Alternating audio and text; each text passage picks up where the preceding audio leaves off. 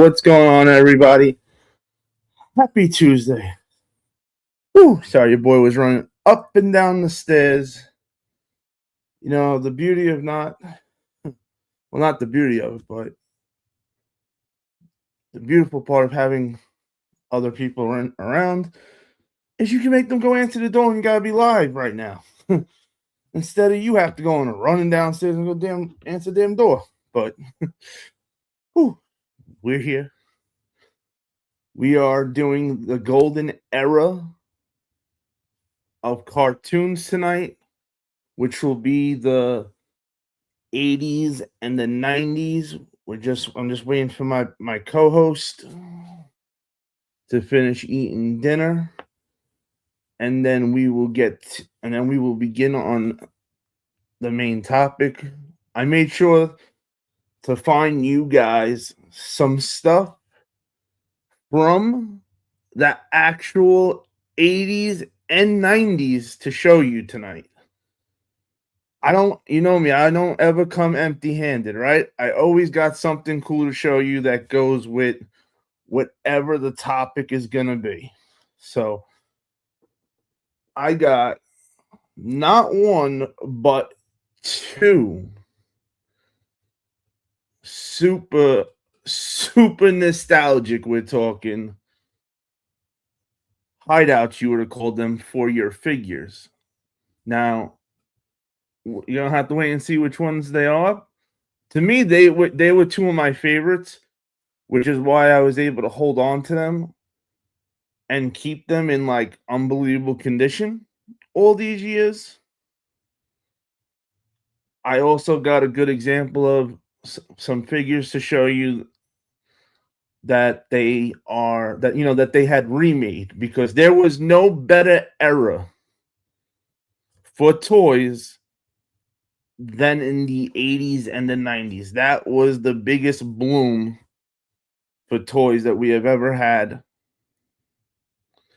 You know, who didn't want to go to Toys R Us, KB Toys? Target had the Target exclusives. You know, you had all the great spots that you'd go to for toys. And you can tell when you look and you watch the way today things are. These young kids, they don't play with action figures and toys anymore. No, they're on the computer. They're on the what do you call those things? You hold them in not a laptop, but the other thing that you go on the internet with. These kids are always on that kind of stuff. They're never playing with toys like we did when we grew up. Tablet, thank you. They were never on a tab. You know, all these kids say they're on tablets, and it sucks, man. I wish that we still did have KB Toys, Toys R Us, and all these stores, because it wasn't just about the fun, this cool looking toy that we were able to get. It was the creativity that we made while playing with these toys that opened our minds. But tonight I want you guys to think about, some of your favorites that you had growing up. And if you do have any still, let me know. We're going to get into all that plus more tonight. Right off the bat, though, I can see we already got a few people that are in the chat. Start doing our howling road call. My man Ted. Oh shit. Welcome to the chat, Ted. I've been busting your balls to come in the chat one of these nights for a while now. I'm so excited for this live tonight, guys. I love the topic. Ted, thank you for joining the chat finally. I know you probably got it on your TV by now, but there's a few ghost watchers that always comment, let me know that they watched and are watching. So shout out to all the ghost watchers that are here for positive energy only. If you're on that negative energy shit, go take that bullshit somewhere else. I ain't got time for it. Hey, Rose. I got the whole house coming to watch this live. Whew. Rose, I appreciate you as always. Sorry, Hunt, I won't be in chat. We'll have it on the TV, but we all here watching. And my husband said to tell you, yo, Joe. I know your husband's a big G.I. Joe fan. I know actually big would be an understatement. He's a huge G.I. Joe guy. Yo, shout out to Rose and her family. And thank you, the whole family, for always showing love and support. My brother from another mother that we used to kick it together on the streets growing up, doing all kinds of stupid shit. What up, Kicks? What up, Brody? How are we tonight? Who would have thought we'd be here now in our 40s? Right? Shit, especially the way we grew up. There he is, my favorite little guy. Pew Pew Jr., what's goody, little man? Breaking arms and getting gold. That's what it's all about. Let's go, Pew Pew Jr. in the building. Woo, we got the big man in charge coming through. Oh shit, double time for you tonight. Coming over from the wrestling side of life to hang out with us tonight. Loving it. What up, big man? There he is. Not your average Joe is in the mother effing building. Yo, if you love sneakers, man, make sure you are following my man. His name is Average Joe Shoes to follow him. But trust me when I tell you his collection is anything but average, which is why I call him Not Average Joe Shoes. So make sure you guys show him some love, especially if you're into sneakers and stuff, man. He got you covered. Yo, make some noise for my man, Loud Pack Zach. Come on, it's the first word in his name is loud, so we gotta get loud. What's good, Loud Pack Zach in the building? We got the man with the LeBron pass. What up, Will Wrestling? Chili Willy the Penguin?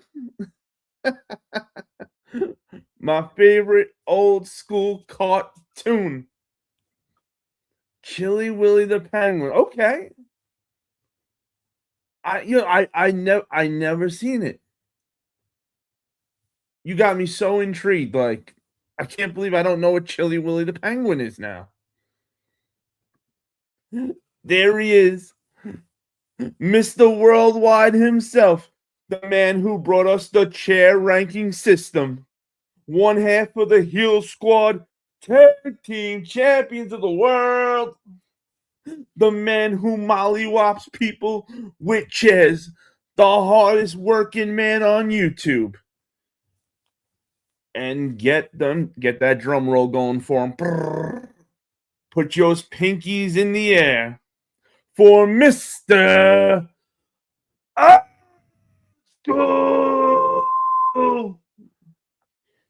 Let's go. Man, and shout out to everybody who's been sending me any popcorn bucket stuff they seen on Instagram over to me. Man, I appreciate all that. And I know a few of you sent me the Fast and Furious one. But and shout out to Mr. Old School,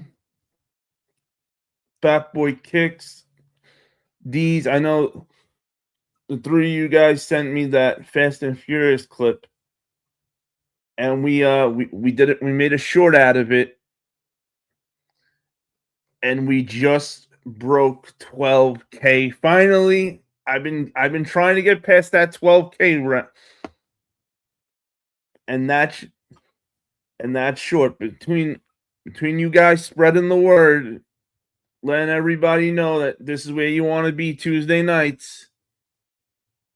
And that Fast and Furious 25th anniversary short. We did it, Pack. We just broke 12K subscribers. That one's for all of you, man. That ain't me. That's us. We did that shit together. There ain't no I in team and there ain't no I in wolf pack. Remember that. That's why the saying is when you hunt with the pack, you never what? Hunt alone. There he is. We got Frankie Cactus Jack in the building. Bang, bang. What up, Frankie? What up, my brother? How we doing? It doesn't say that you're alive. I jumped in here though with a link. Really? I'll check that out. Make sure. So yo, YouTube stays screwing me over. So I wouldn't be surprised if it took a minute for it to actually let everybody know I'm actually live. There he is, Culture Soldier in the building. And I don't care how many times I say it, I'm going to always keep saying it. This man's sneaker collection straight up wowed me. Like, damn. And he didn't just do that once that night. He did it every time he pulled something out the box. It was like, holy shit, bro. Where was I when all these shoes came out? Shit. But big shout out to my man, Culture Soldier. What up, brother?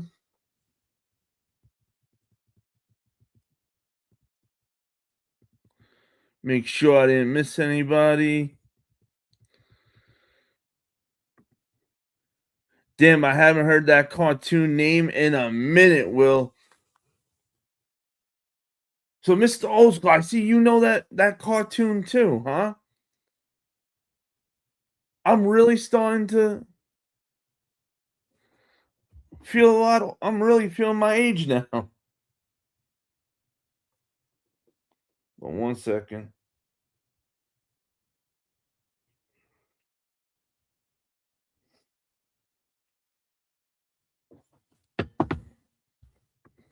Yo, Thunder, what up, Thunder? Thunder in the building doing that overtime work. Oh, that door is knocking. And let's let him in. We got none other than the Tuesday night co-host, the man who rides on fire, Ghostrider.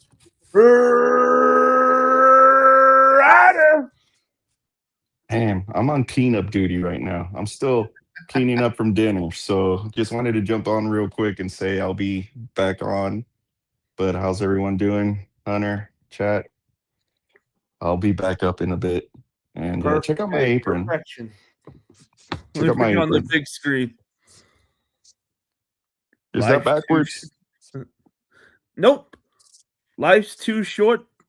Buy the sneakers and the double. You're damn right, because when you leave, you can't take it with you. Right. Just a shot at my bar. I'm here often. But that's top level.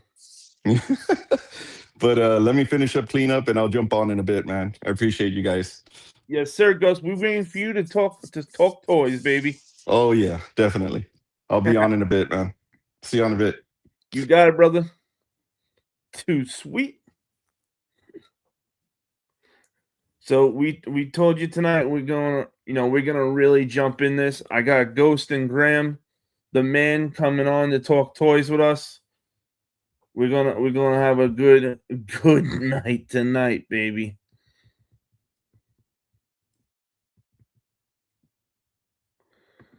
When big man in charge is the referee, hands go.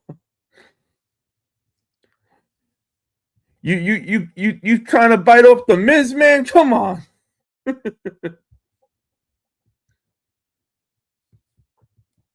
You see, happy hour for real, for real. You ain't wrong. So I got something funny for you guys to show you real quick, because once I saw it, I couldn't unsee this, and it's only fair that you guys get to see it, so that way you can't unsee it anymore either.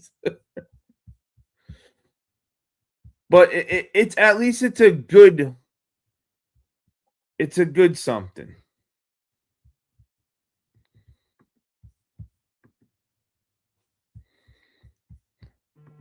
All right, this is funny. Let me do it. Bang, bang, bang. How did we not see this back in the day?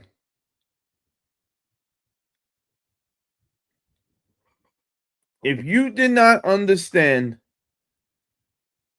Chippendale Rescue Rangers, you absolutely now will. Like, is this not too perfect?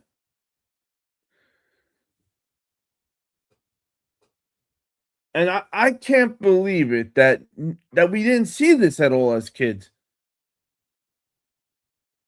It's so true.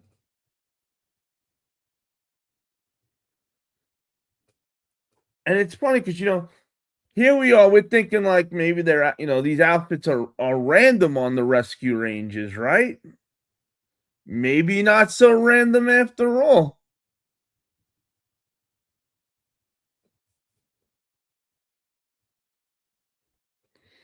Like, and now you can't unsee it. So if you're cursing me because you can't unsee this now, my apologies, but I thought it was only fair that I made sure you guys couldn't unsee it with me now. Thunder said, "What the heck?" Will Wrestling's mind has been blown. Like, hey, and there's the man responsible. So shout out to D's for sending me this.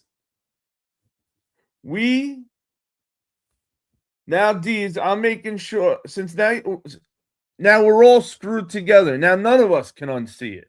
I hope you're happy, D. Coaches said, "Yo, that's funny stuff," right? Like, I can't believe we never thought about that when we were younger. Not even like a little bit. Hey,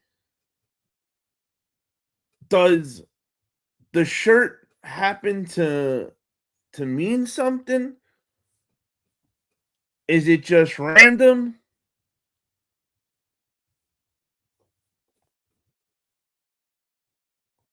That's right, big man.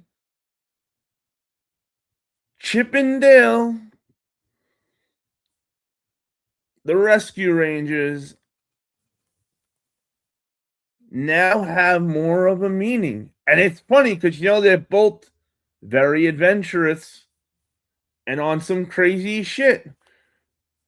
Just like Magnum PI, Indiana Jones,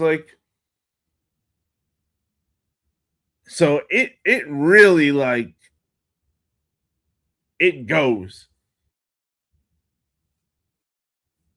I've never wanted to rewatch Chippendale Rescue Rangers as much as I do now. I'm so curious to know, is there an episode at all where maybe they talk about their famous, their favorite actor or something?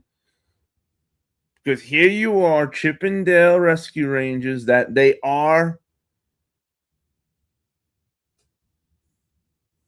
do the same thing, right?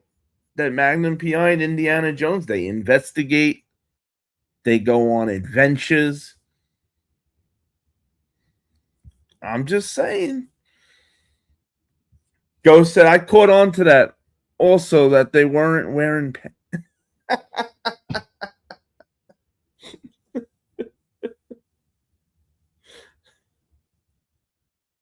Hey, all I'm saying is there's never a need to have to wear pants. See, Chippendale Rescue Rangers have been trying to tell us this for years now. Nope. You don't need to wear pants in the world. Nope. You're good. You're good with shorts.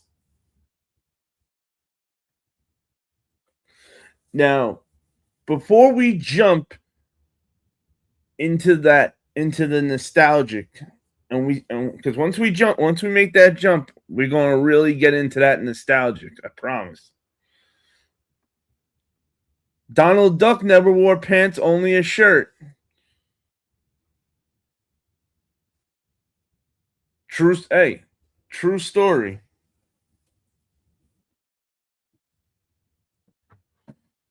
You know who else never wore pants and is actually is an 80s 90s cartoon goat?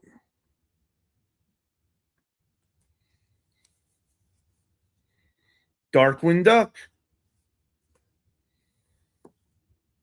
No pants. See, he got his ass out. He don't mind shaking his feathers. And this man was fighting crime, kicking people's ass with no pants on, baby. Oh man, pound it. Come on, who didn't love Darkwing Duck in the 90s, right? Like, talk about goated. And no pants. You did good, Darkwing. Just gonna put you right there just in case we need you.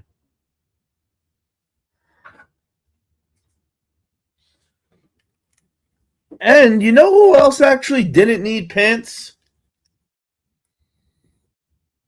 From the Ninja Turtles. Well, obviously the Ninja Turtles didn't wear pants. But some of the bad guys didn't either.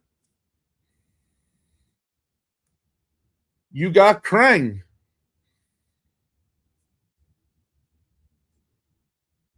He could have put pants on his machine. Come on, he put shoes, underwear, cool little belt. He even put a spot for him to go inside, the guy to control it. But what did he not put on him? Pants. Just saying. We are just saying. No pants again.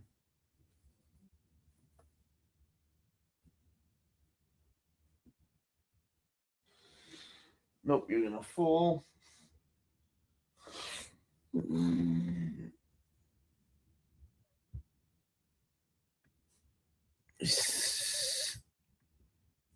Woo, there he is. We got Money Fresh Clothing in the building. What up, my brother?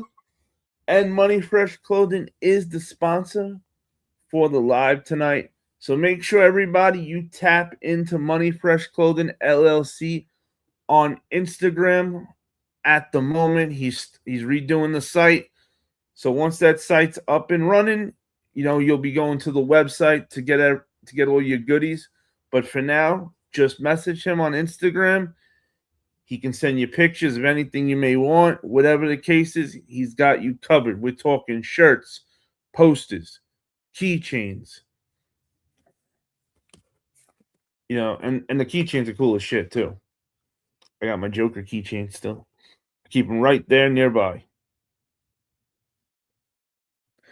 He's got mystery boxes.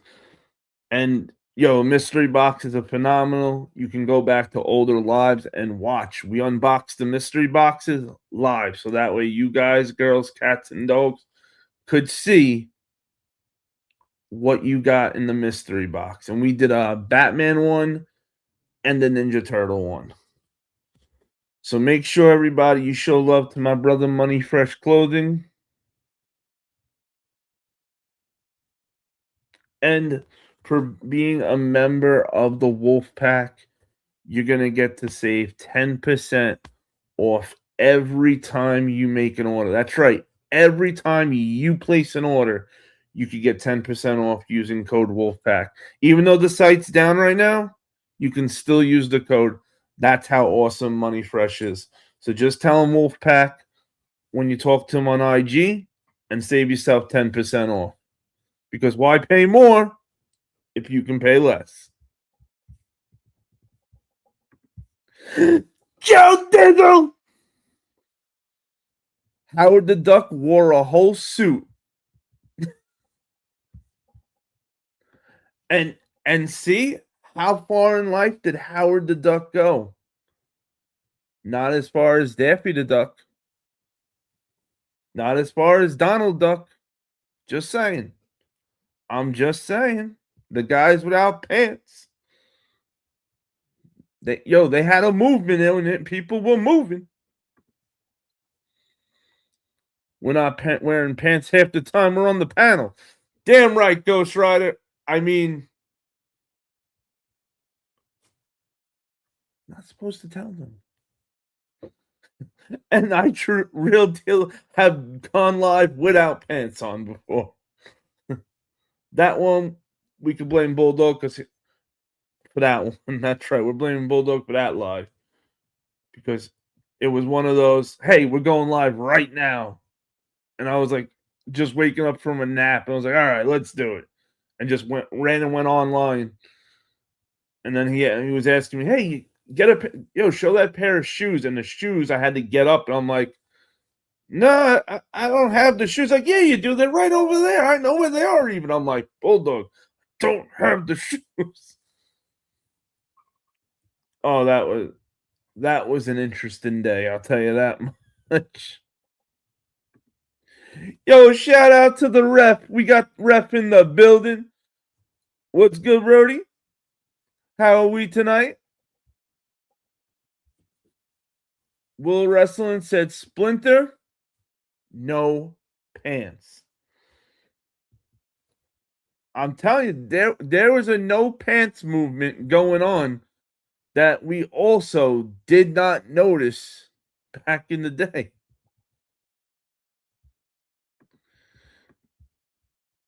Joe Dizzle said, money, do you sell pants? Well, I guarantee if you need pants, money will get you that too.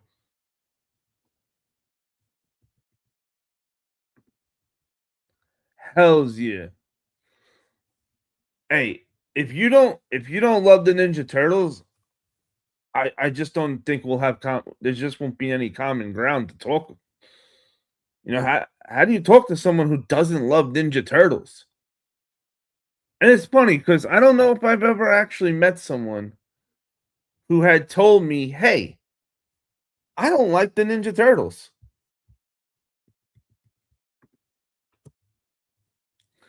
Right there is the link for Money Fresh on IG. Make sure you tap in with my Brody. And don't forget, use code WOLFPACK. Save yourself 10%. Come on, man. We live in expensive times. So save money when you can. And I'll let you guys in on a secret. The shipping is goated. Not like that Travis Scott bullshit that takes you 10,000 years to get your shit. No, the shipping is super quick. Just saying.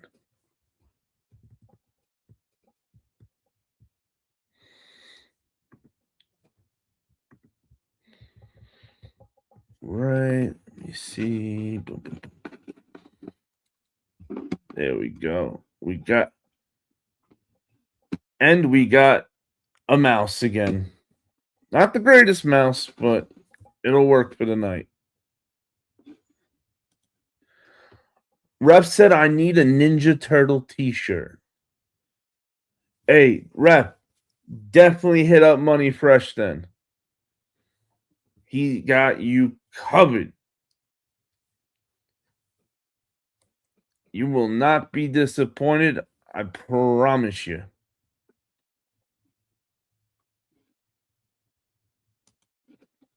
All right, I want to show you guys a little something. Now, as far as I know, I don't think I have. Actually, we'll get to the bigger one after. I'll show you the smaller one first, get that out of the way. So, in honor of this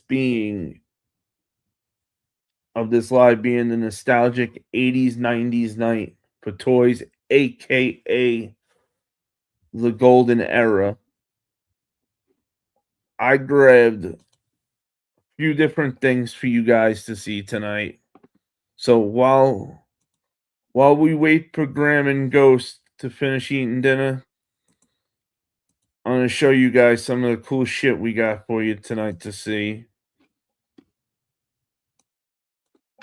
There we go. And one of the things I had said about this, about the 80s and 90s, about how good it was that they are actually remaking toys from the 80s and 90s. They're remaking them for people today. That's how popular the golden era of toys was. Like, come on.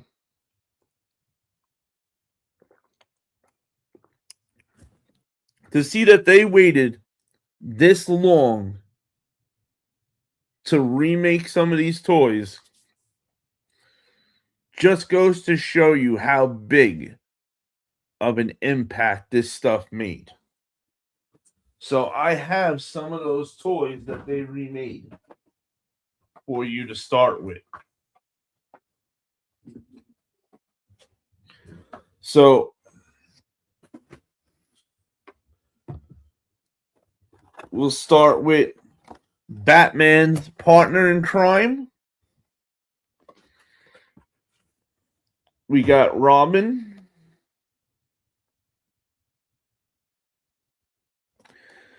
And this was a Target exclusive Batman Forever that they did for the anniversary of, obviously, Batman Forever, the movie. And they remade the figures from when I was a little kid. So you got Robin. You got the Riddler.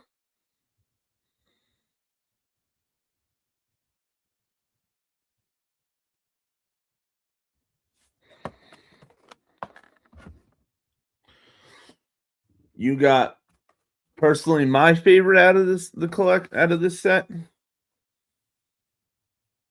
Two-Face. Man, I love the colorway that they did with the Two-Face suit here. And you can see he's got the coin.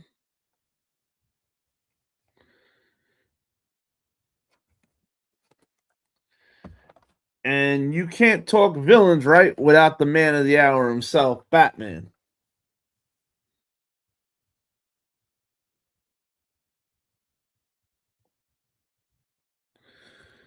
As you can see, it's got only a Target right there for you.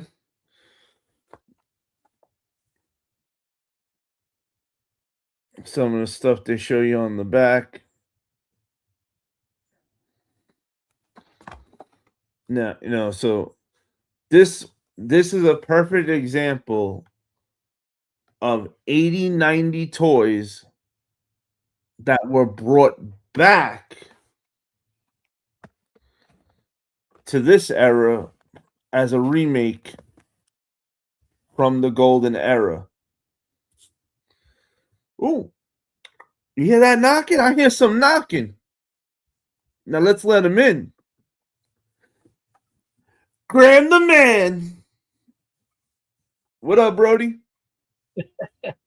How are we? What's up, everybody? I'm not used to you without the hat. You look like a new man. Yeah. Well, shoot. I've been trying to get all of this stuff out. It's crazy. Oh, man. I hear that.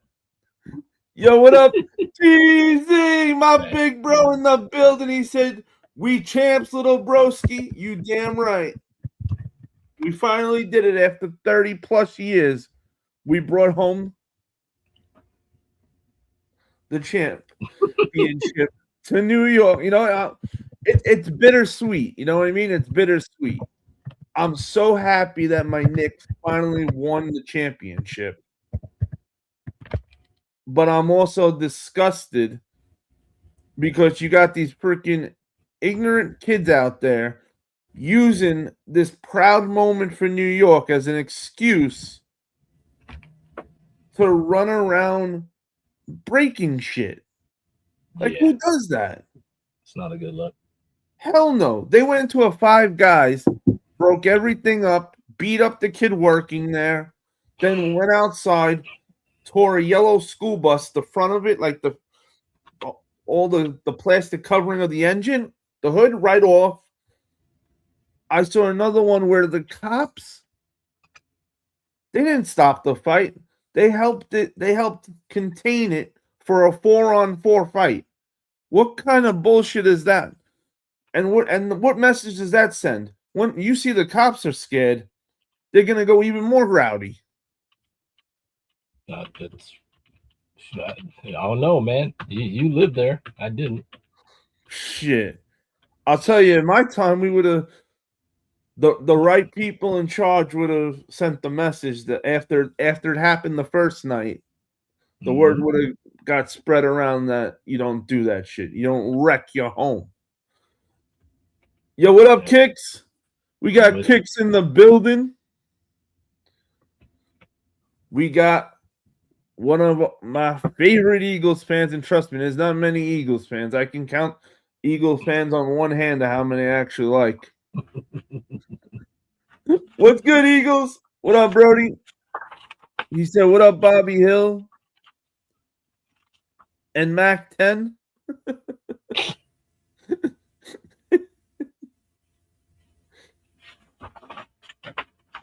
Oh, no, wait. I think you got a different name. Caillou? Caillou. It's Okay. I guess it's a cartoon or something of that nature. Kicks got him back though. He said, "What up, Eagles, aka Mac 10?" There we go, Kicks. Get Eagles back to me, man. That's my boy. Let's go. That's Mac 10 right there. Okay. Let me install it. So while we wait for Ghost, Yeah, kick it to really kick it off, I just started showing. Let me start showing some of the stuff I brought out. I make sure to save the bigger stuff because I know you wanted this. There was some stuff you specifically wanted to see. Oh yeah. You know So what? Let me go get some stuff real quick. I'll be right back. Yeah. Do your thing.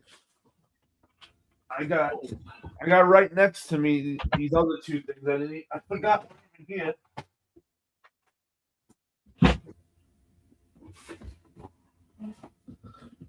So this is a mini playset. Does anybody in the chat remember the show Swamp Thing? At all? I don't mean the movie, even though it's the same like big green swamp guy. But I mean the OG cartoon. No, it's too hot. From back in the 80s, 90s time era. Where this cartoon was so cool because you had your Swamp Thing was your hero, but the figures itself had so much to it, and the play sets with it and everything. And I forget the name of the other characters in this cartoon, but I just remember the main thing of the head villain. He had like his henchmen, just like Shredder had his henchmen, and he would turn them. He could turn them into monsters, but also like turn them back. And this was one of the play sets to the cartoon Swamp Thing, and this was like the chamber for the bad guy, for the head bad guy.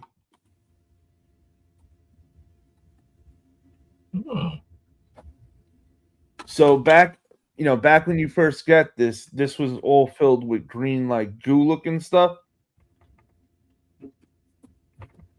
and there's a safety switch underneath there, to open it if you need, and you put your character in there. Then what you would do is you'd have this takes 2 figures. So you would take one version of the regular figure and the monster version of the figure and put them both in there. Then you would spin this around and you would open it, and this turns. Trying to see if I could get it to do it well. Ooh. There we go. Got it unlocked there. So you see, as you can see, it turns to give you that concept that once it goes down and you open it, the monster is now here because that green goo has now gone into him. And this was one of the favorites I had growing up as a kid. I didn't know Swamp Thing had a toy. I don't remember what went here. Something went here. I don't remember what it was though.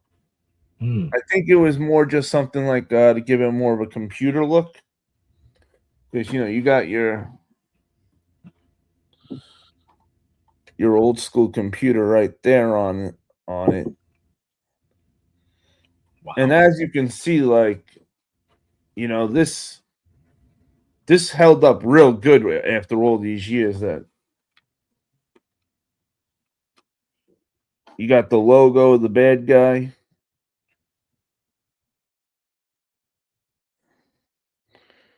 Who was like this crazy scientist that did this to Swamp Thing, no less.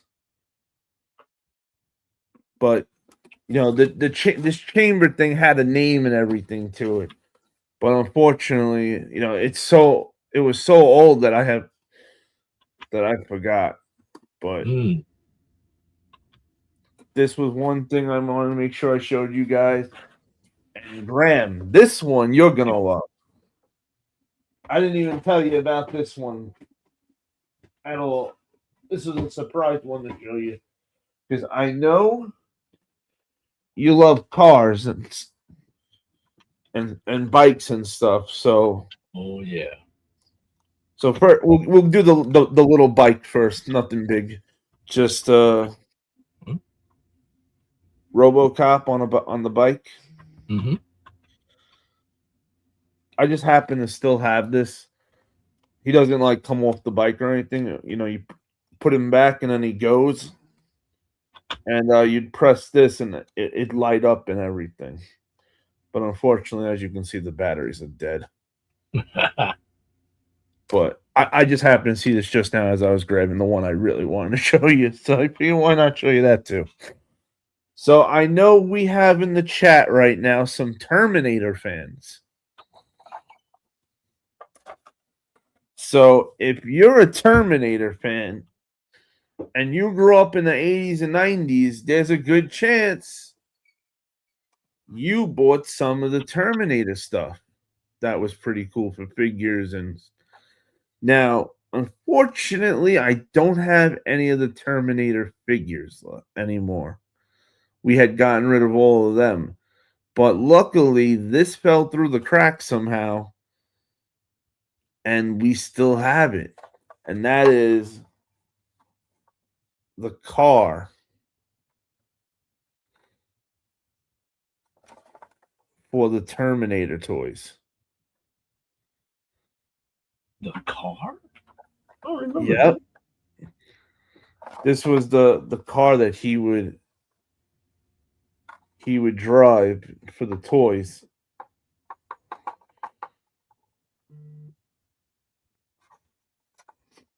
Did they have a cartoon or something like that? I can't remember if there was a cartoon or if it was just for the movie. Because if you remember back then, sometimes even if it didn't happen, they came out with it thinking that, oh, we'll do this in the next one, and then the next one never happens. But this was okay. Mr. Old School said, yes, sir, Terminator figures. So this was the big like toy car for the Terminator figures. Damn, I don't remember Terminator figures. Oh man, they were cool as shit. You had one full one that was like the robot. You had the cop one. You press the back on him, and like his head goes down a little bit, and the back comes up, and it's like rockets from the like fly. Then you had different versions of Terminator. One with like his arm came off. They were really cool, the Terminator figures, and somehow I was lucky that this didn't end up getting sold when I was younger, and we ended up keeping it. So I have it today to show you all. Oh, nice Terminator car, and you can see it on the front. Let me give me about like 5 minutes. Yeah.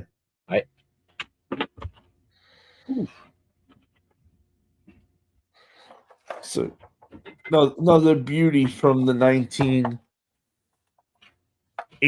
and 90s for you.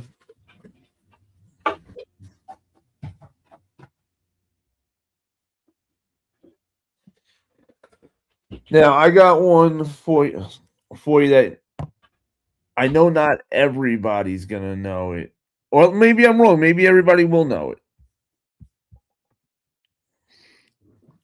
Who remembers Bucky O'Hara?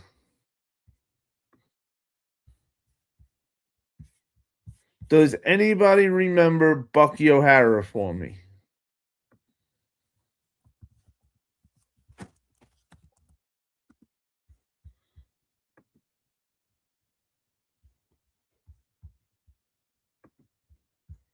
Let me see. I can get a picture for you guys.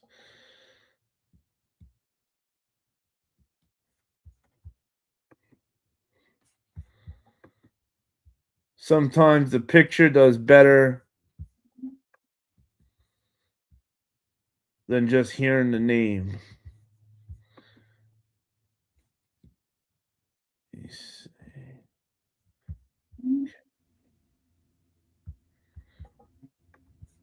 Pull that up for you.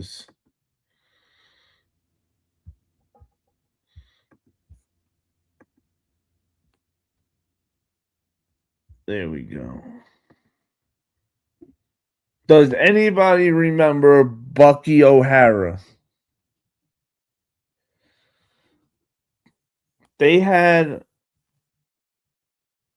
a figure toy line back then also that was pretty over. But as time, they never really came out with the series died out pretty quick, but the comics kept going. And this became like a cult classic that they're supposed to, I don't think it happened yet. They're supposed to remake the original Bucky O'Hara figure. Oh boy. Today in 2026. So for anybody who is a Bucky O'Hara fan, Bucky O'Hare, who's that? I got Mr. Old School said, seeing the image, I remember now. Here, Graham, let me show you the image again. Okay. Do you remember that picture? No, I actually don't. I had a lot of Nintendo games too. I don't remember that one. I think the theme song called him. Oh, yes. Captain Bucky O'Hara. Yes. Thank you, Culture. Oh, salutes for that, Culture. I don't remember this at all. Shout out to Mr. Old School and Culture Soldier. Ah, yes. So just HUNTerHousen. You should be happy that he uncursed your nicks, dude. oh, I'm so happy. That's why I'm gonna listen to you and stop hating Danhausen as much. As much. So this was the head of the bad guys. And this was Captain Bucky O'Hara himself. Wow, you got those figures still? So when I was moving and I was cleaning out my shed in the yard, I found this bag buried, and I opened the bag up, and it's the Captain Bucky O'Hara figures. And there wasn't much, unfortunately. There was only a few.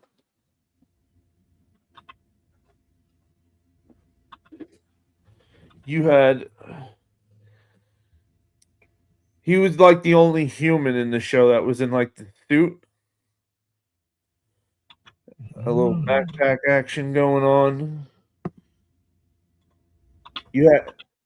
I always looked at him like Daffy Duck and Goro became one. Goro. Right? Like absolutely like gives you that vibe. And then to show you some of the, those are all the good guys.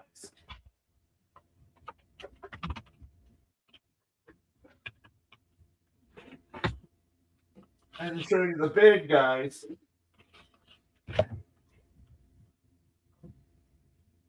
You had this lizard guy.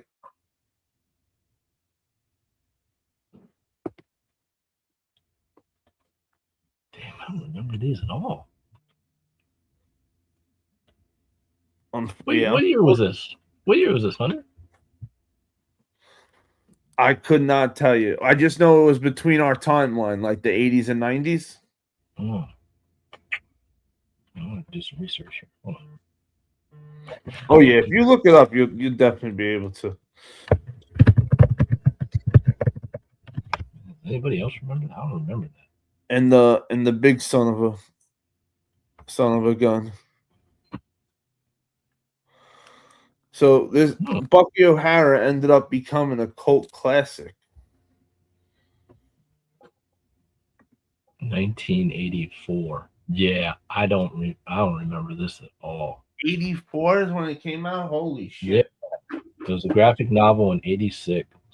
The comic book spawned an animated television series, and in 1991, to coincide with its release, the original comic was republished as its own standalone series.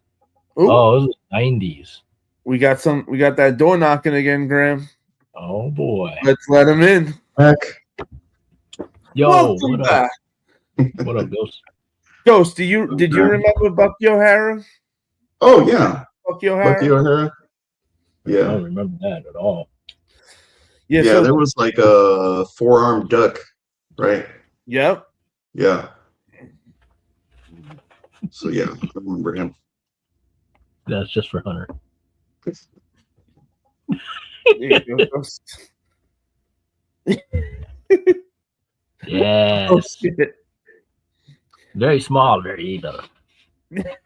But we must congratulate HUNTerHousen for his championships. Yes. This was bought about like 5 years ago. I think it was a pre-order or something. Like oh wow. That's my little wanted to show you that, as I mentioned on the wrestling channel yesterday. Oh, that made that Danhausen's gonna go up in price. He's the number one seller in WWE right now. He's a money maker. And yeah, I probably should go get this signed, but I don't think he's doing any kind of WrestleCons or anything like that. Because you signed with WWE, so I don't know if he can do anything. Yeah, anything he'd be doing would be under their banner at the moment, but I don't know if he's doing Fanatics and that. I don't know. And then this bad boy. No way. Oh shit. This is the reissue from The reissue. Yeah, I actually got the one from Japan too in 2014 when I was over there. Wow. They actually had it in stock. It looked just like this. But so this is my second Turtle Man. So I couldn't pass that up. Hell yeah. Not your average Joe said sick. Let me go get some more bins. Yeah, do your thing. I got about 1, 2, 3, 4, 5, 6 major ones. Oh, I'll pull out one for Ghost. Really quick. Give me 1 second. Do your thing.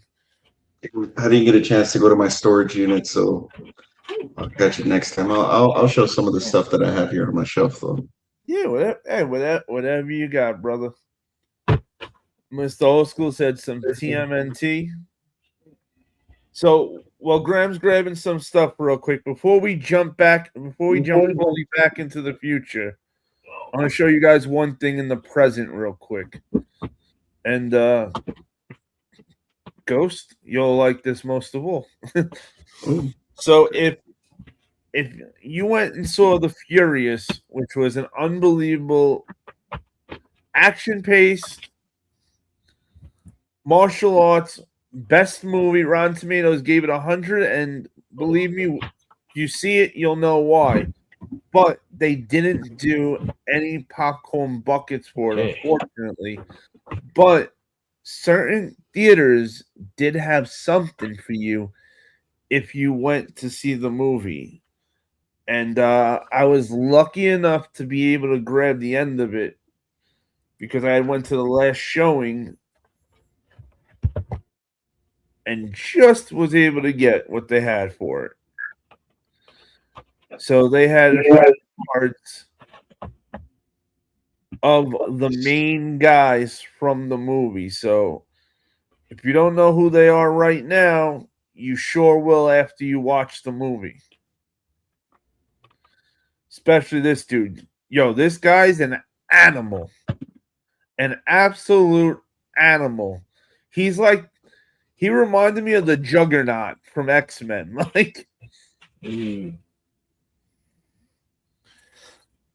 Then I'll show you the bad guys first.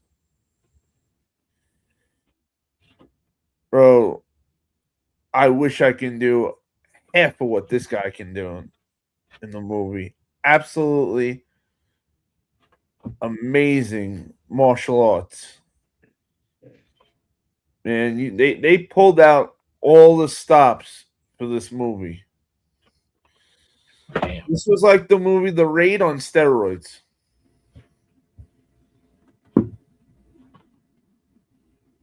Oh man, this dude, I promise you're rooting for this guy to get his ass kicked. And if you're not when you see it, you may want to examine yourself. Yeah, I'm gonna have to go see that. Just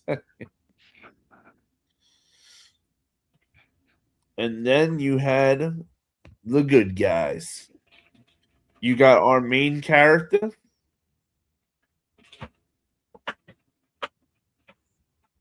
This guy was my dude.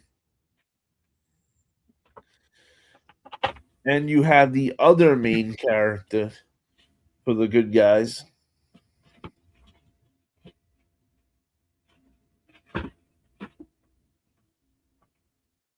And if you watch the show The Warrior, he was in The Warrior also, plus a lot of other. Oh yeah, a lot of other great movies with martial arts involved. Wasn't he in The Raid also? I think so. I can't 100% remember who was in The Raid. Just all I remember is how much action it was. It was like a shot of adrenaline. Yeah, all you remember is how many people you actually thought were actually killed during the production of that movie. Right? For real. It's ridiculous. Hey, what up, young buck? All right. Mr. Old School said, I can't wait to see The Furious. It looks like action-packed movie from what I've seen from the trailers. Oh, it is. It's nonstop. Like, we're talking 3-4 minutes in to the end. Damn. Whew. All right, so we'll do it like this. I'm gonna show you guys two big things, so that way I could then just do the on and off screens for you guys afterwards. Okay. Good. No biggie. So I know there was these are the two things that you guys have been waiting to see too. This to me was my favorite, absolute favorite hideout, like for the toys growing up. And I used to have all the hideouts for, each figure for whatever figures I was collecting. Mm-hmm. And I sold a bunch of them as I was growing up, but there was two of them that always got kept.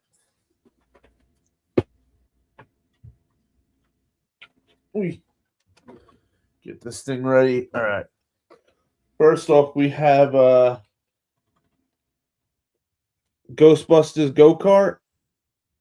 What? There used to be like two arms that came out that like closed, so you can grab somebody, and you had the buttons in the back to operate it. They would be actually hooked onto here, but I don't know what happened to it. But I still have the go-kart, the rest of it in full, and the wheels will, it fully works. Now, just so it doesn't fall out, one of the coolest things that comes with the Ghostbusters hideout is the plasma container. Containment chamber. Okay. Where they keep all the ghosts and whatnot. Yes, sir. It opens from the bottom, so you can put stuff in it. Now, I'm sure if they remade this today, the whole front would probably open up, but just so this thing doesn't fall out on me while I'm trying to show you this, or get that out of the way. But this comes with the Ghostbusters hideout. And this also was the biggest hideout I had as a kid growing up. I don't think I had any other one. Out of all the different figures I collected younger, I don't think anything was higher in height.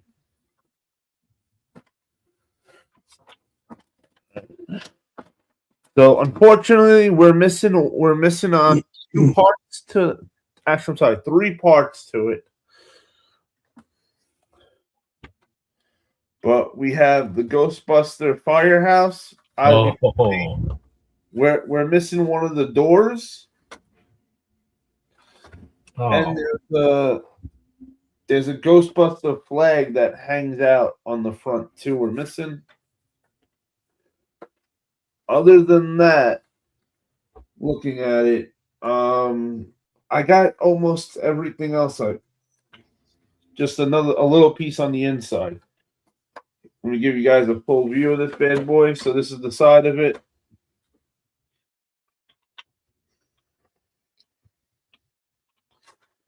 Got the roof. And it came with like this slime that you would put here and it would drip down. Mm-hmm. It dripped down throughout the firehouse, and it had that opening so it would go through all the floor. Oh yeah, that dried up. As if it was. Oh, it's got the stripper pole. Oh, absolutely. See, I was doing this at a young age. As you can see, you got the top level, the middle level,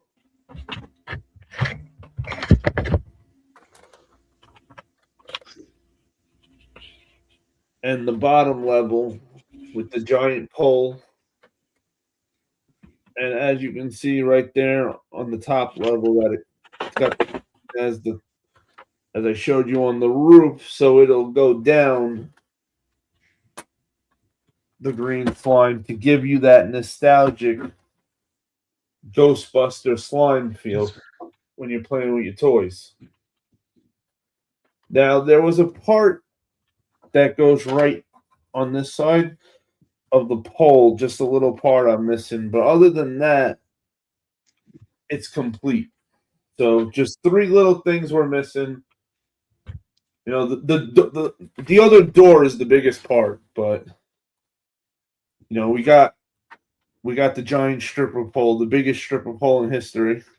Damn, I never had that. The toy, I mean, not the stripper pole. I was gonna say, wait, which one? Huh? You say what? This was the Ghostbuster house that, to me, was one of the best toy hideouts. Like, I used to use this with everything. Damn. Do you have Ecto 1 to go with that? Not the toy anymore. I have Ecto 1 and popcorn buckets, but All right. Well then, I guess I'll piggyback off of you then, because it just so happens that I got that bad boy right here. Oh, This is the reissue from a couple of years ago. Sheesh. Wait a minute. What's in there? Oh, hold on. Oh, we got a little what do you call it? What was it? Mini figures of Winston Zeddemore. But yeah, that's the Ecto 1. Came in this bad boy right here. And I was so glad that these came back out. Man, these are so damn cool. Because of the retractable claw, although you have to go through the back end, I believe. Pull this bad boy out. And it comes with that little ghost I ain't afraid of no ghost. right there. I think this claw is supposed to capture that thing. Right? And then okay, how do you reel this thing in? It's been years since I played with this thing. Talking about like 1990 or so. How do you retract this thing? Let me know what you think. You just pull it? Nope. Oh well. And Close then enough, right? Close enough. yeah. And then it comes with this little chair that's supposed to go right into that cabin right there. I don't know if you can see that hole. There it is. So that's supposed to go into here. And boom. Okay. And all the Ghostbusters toys, they're in other bins. So I do it by what fits and what, and not really like by toy manufacturer. Exactly. Yeah, this thing was cool, man. I had this toy back in 1980. Let me say 89, 90. I had this. I was fortunate enough where my dad actually was able to buy this. It wasn't too expensive back then. I forgot how much it would cost. I think it's maybe close to like $20. I want to say back in those days, which is, I mean, you know, it's not too bad. Which is probably like $100 today. Yeah, possibly. But yeah, I'm very happy to see this come back out. I mean, they had all the resellers gobbling this up. So luckily, I had an inside track on that stuff. And it gives you that nostalgic box feel too. Because I remember the original box. Oh yeah, it's similar. almost the same box. Yeah, It feels like it. Like everything that they repackaged, it was pretty much the same thing. Like these reissues of Turtles, all the villains. These things were hard to get.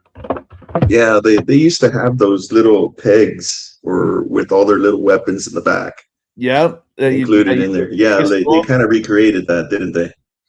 Yeah, they did. Okay. And I want to say that these weapons came in like an orange or a dark orange. And I don't remember it being this color. So it's I remember kind of them. I think they were like brownish or something. like that. The OG Shredder. Oh, they got him shirtless. Shredder. Graham, I'm gonna piggyback now off of you after you're done with the turtles. Oh, Lizard Man, All you. Crocodile Man. Why? Yeah, Leatherhead.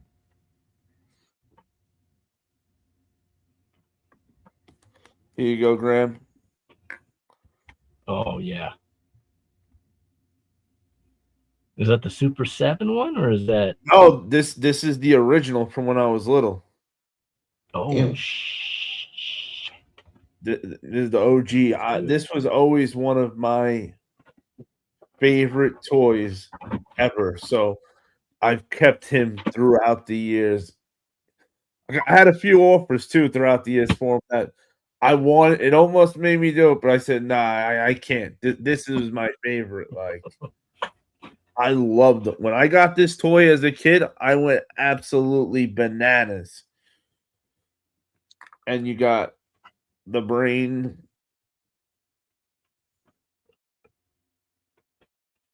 Krang. Krang. I call him the brain Krang.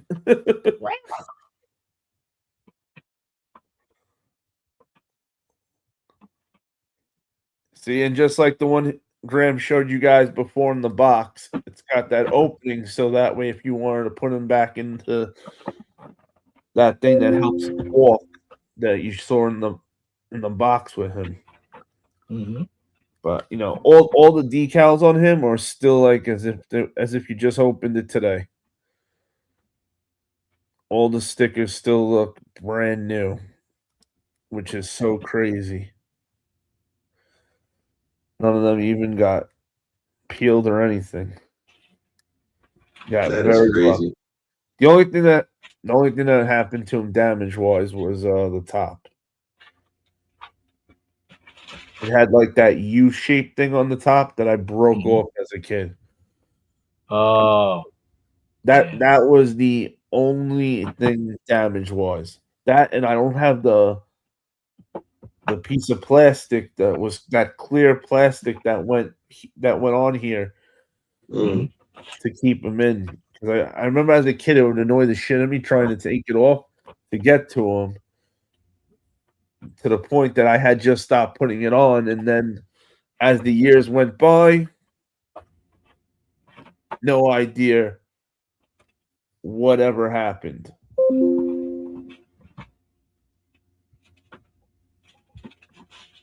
Big man in charge. Have a good night, brother. Yo, Fat Boy Kicks. Yo, Queens, get that money. What's up, Fat Boy?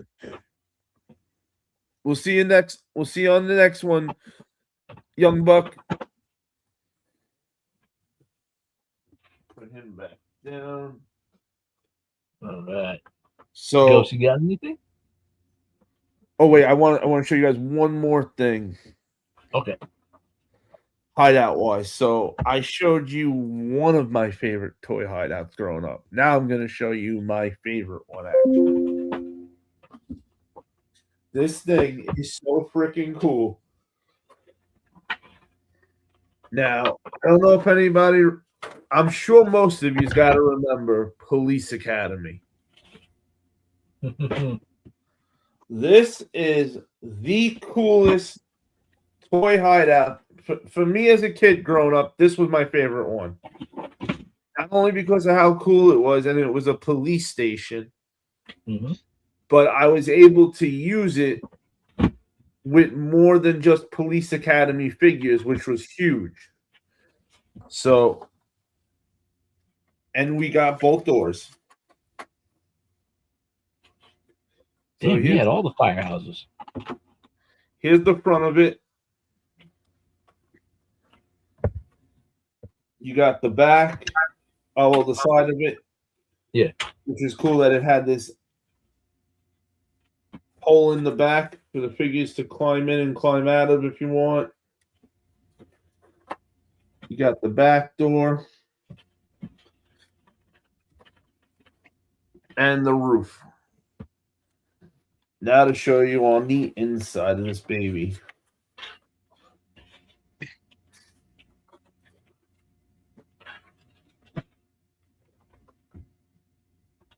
So you got the ladder that goes up and down.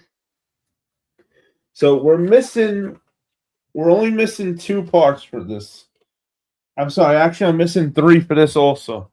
Mm-hmm. So right here, there was a chair. And right here there was like a rug, which is an easy fix. So you'd put the rug there so that way, the bad guy wouldn't see it and he'd walk there and fall through. And then they'd have the chair that flies backwards with the bad guy. So right where you have the lineup, you have a button that you press right here that would open it and drop him right into the jail cell. And then you'd have your bad guy caught in the jail cell. Now, they also made it for the bad guy to have an advantage too.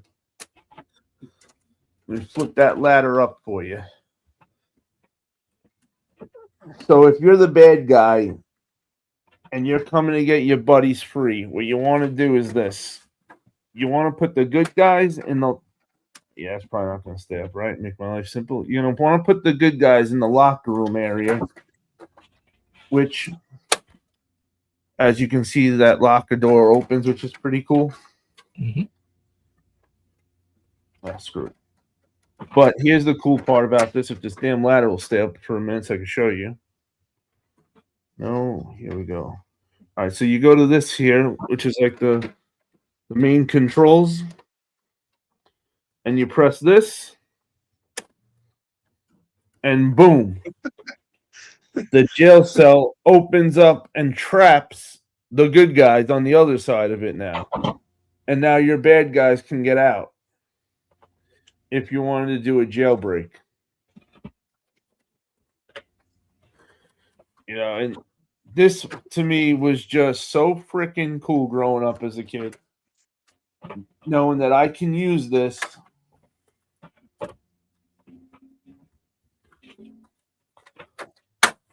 with all different size figures. As you can see, the hole on top. Hello. But this for me was my favorite toy growing up. The Police Academy toy hideout. And these are both from the 1990s, early 1990s. I'm pretty sure. I don't think it was the 80s because I was born in 86. Mm-hmm. And I remember getting the Ghostbuster house. A part of me doesn't remember I don't remember first getting this, but boy, do I remember playing with it. Man, I used this with the Star Wars guys, the G.I. Joe guys at one point too. Oh man. That was my favorite playset as a kid. And unfortunately, those are the only 2 big ones that I still have from when I was younger.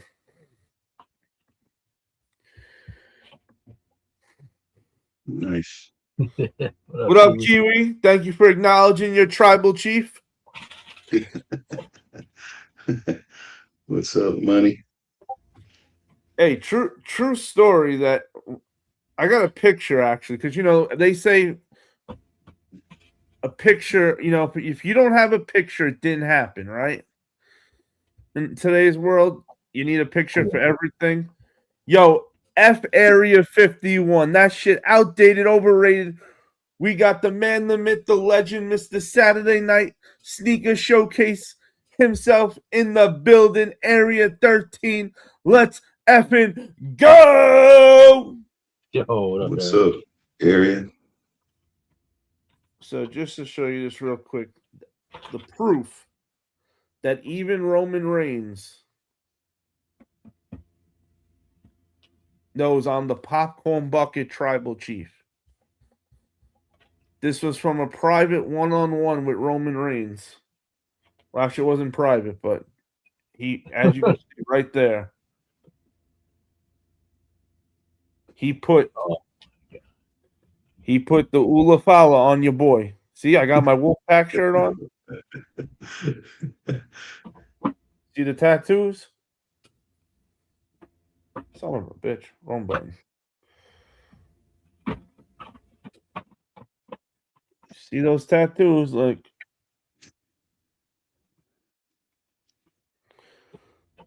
so just to proof or it didn't happen, they always say. So there is your proof.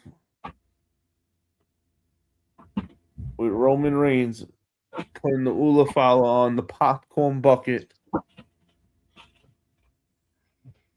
Tribal chief.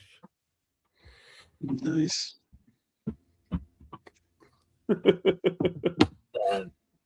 So Kiwi. There's nothing we can't do today. Man, I didn't get a chance to go to my storage to get some of my G.I. Joe and older Transformer stuff, but does anyone here remember Transor Z? Transor C? No. Well, I do you know remember who the name Z. Messenger Z? I just remember something Z. So Messenger Z, I was huge into the Japanese mechs growing up. I still am. Back in the early 80s, imported from Japan, or the anime was, they had Astro Boy, they had Speed Racer, they had all of that. Star Blazers, G-Force, which was War of the Planets. What else did they have? Even Gundam.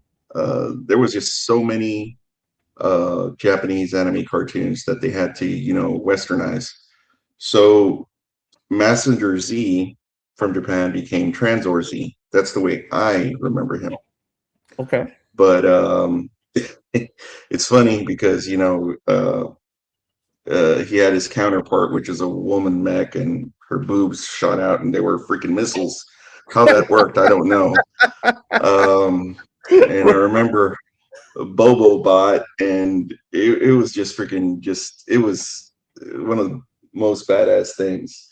But this is the guy right here. Now, these aren't the originals from the 80s, but this is Messenger Z. So, and but here in the US it was Transor Z. So I was a huge fan. He'd come up through this lake, would open up and he'd pop up through there, and he couldn't fly, so they created this rocket pack for him, so forth and so on. But I got this, and I got the other version, which is Great Messenger, which is like these are two different guys, right? So I never actually saw this one as far as an anime. This is the one I remember the most as a kid. But of course, as an adult, you go back and they reissue these from the Bandai Shogoken. Yeah, I remember that. So this shit right here is badass. Now, each of these guys were separate. None of them, it wasn't like one of them one of them turning into something else. Basically, this is Great Messenger. This is Messenger Z. So they were counterparts to each other. This guy showed up or whatever. I never actually got into the whole Great Messenger thing. That I remember Transor Z as Messenger Z. Messenger Z as Transor Z. This guy didn't come out. This was more adult themed. They had to tone it down for the US and such.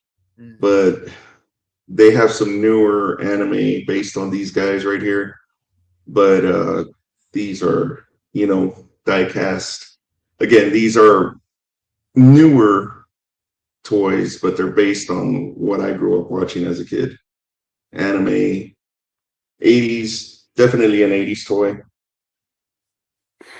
So cool. but reissued and with extreme detail.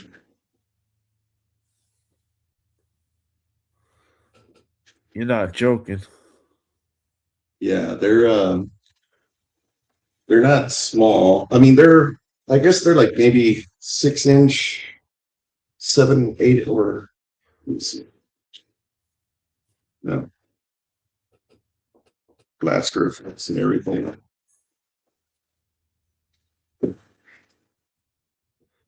Then the wings.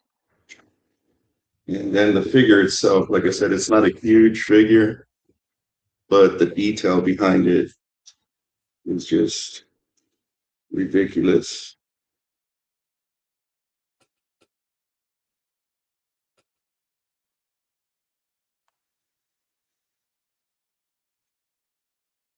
Oh shit.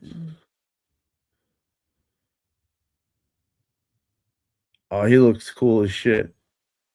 Yeah, and once you put all his equipment on and everything, pretty badass. But yeah, these are pretty hefty. Shit, I haven't taken this one out before. Had it for a long while.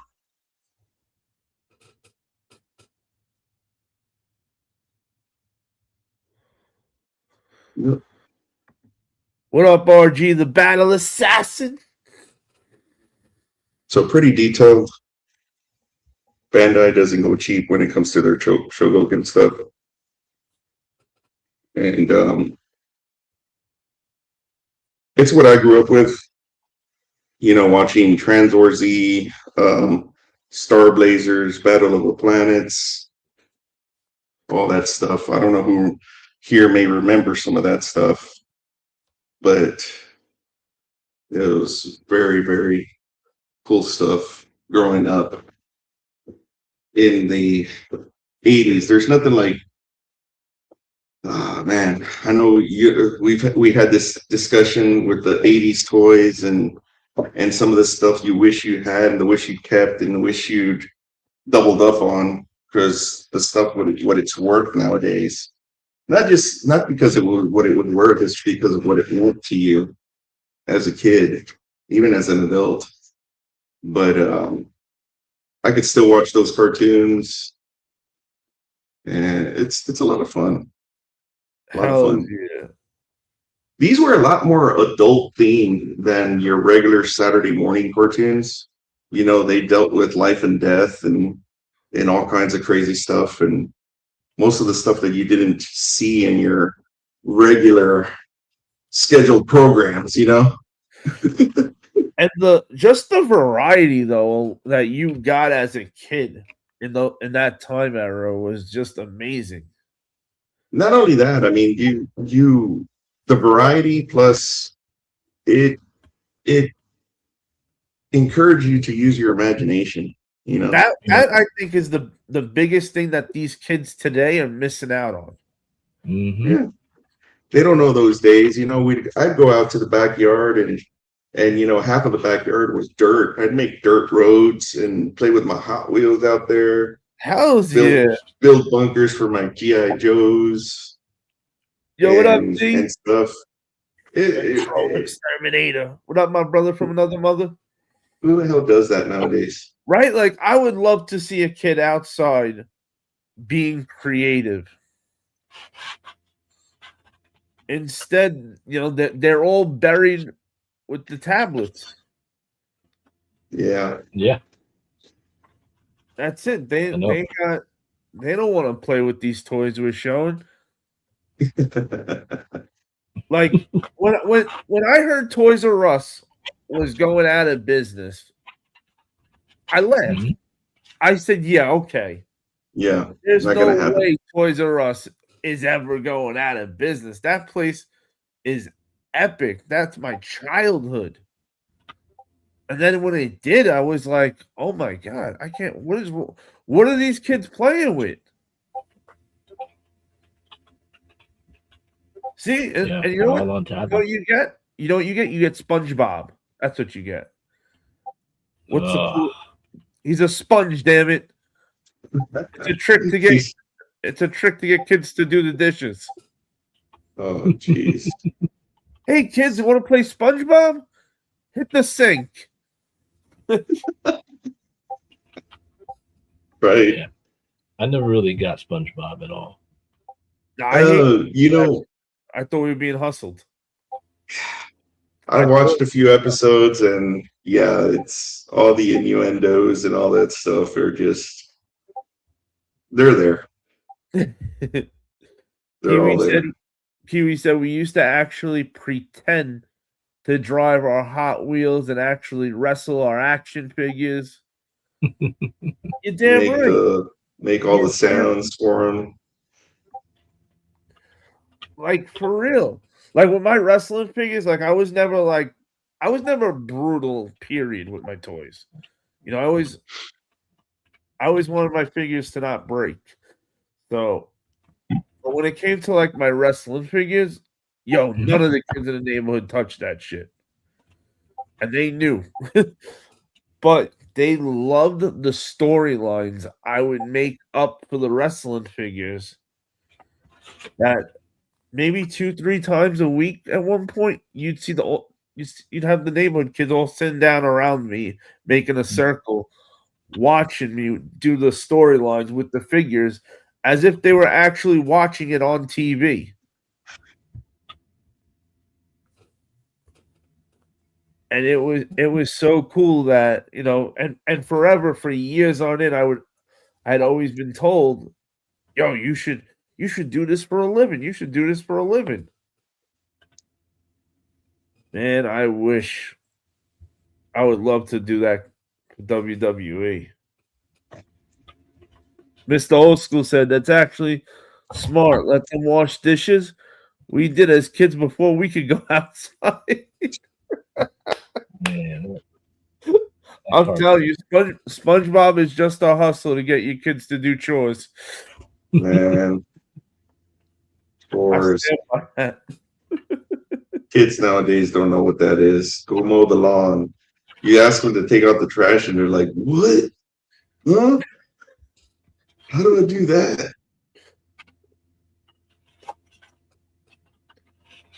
Okay, maybe not that bad, but maybe the first couple times. shoot. I gotta ask Ghost a question about this toy then. Let's see if you can recognize it. Okay, this box is really beat up. Oh, okay. Do you know this one? I don't know this one. I don't know it. I don't know where it's from. I know the toy.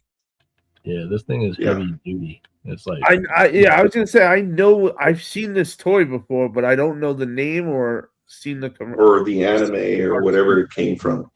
Yeah, this is like all the original stuff. It's like all metal. Yes.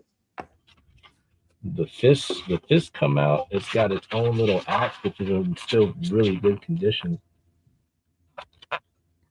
And this one was actually gifted to me. I totally forgot all about it.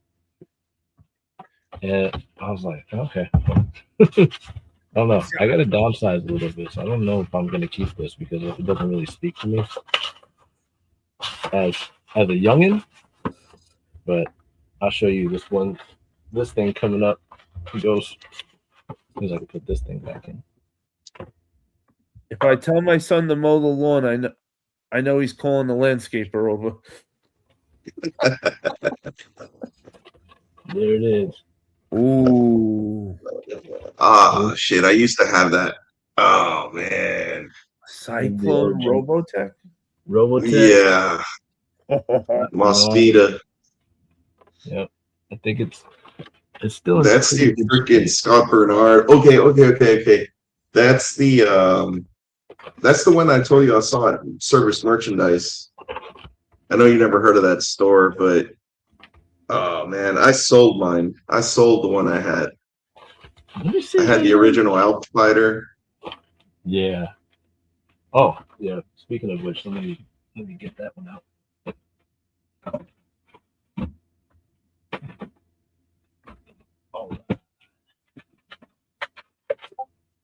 Oh boy, this thing is.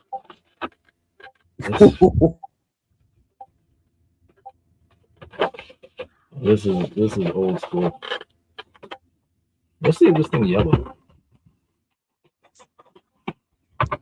So this was by Gawkin, but this is the last installment of the Robotech cartoon series as a whole. The new generation.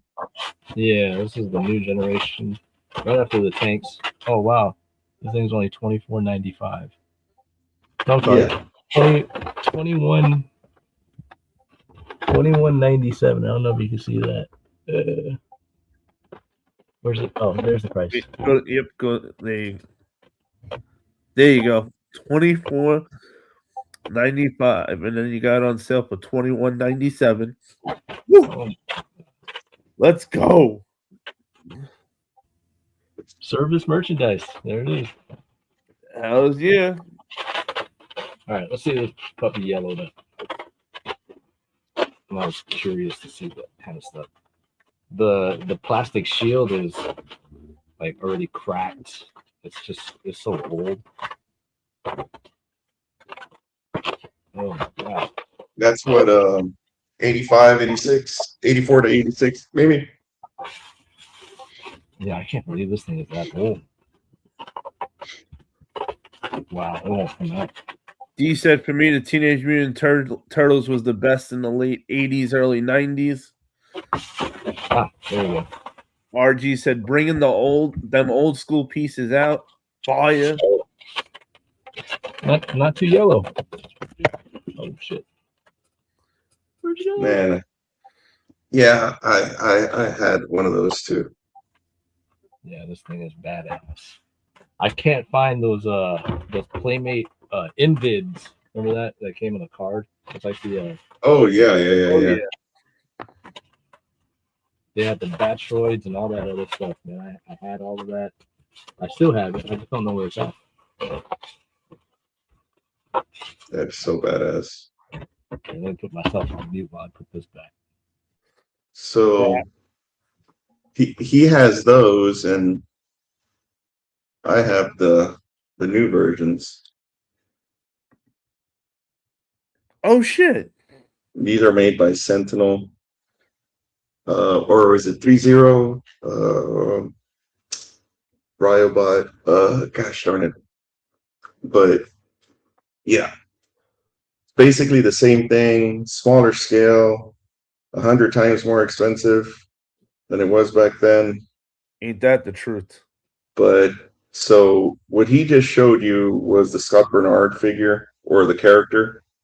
This is the Scott Bernard figure or character from the same series, Mospita, and or it was Robotech in the US, which was actually 3 different animes that were unrelated to each other that they put together to make one semi-cohesive story.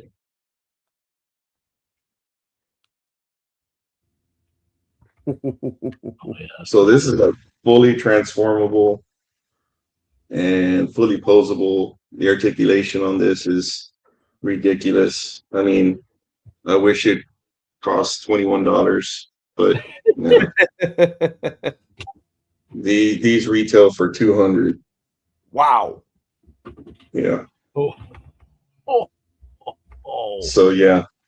So as soon as the pre-order went up for these, I got these a few years ago, and there was 4 of them in the series. There was Scott Bernard, Rook Bartley, which was the red cyclone, Rand, which was the other greenish cyclone. Then there was Lance, which was the blue cyclone, and I have all of them.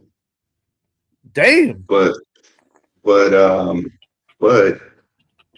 I showed this to Grandma. Let me get this put up. Where's the... So what he just showed you, the Alpha Fighter,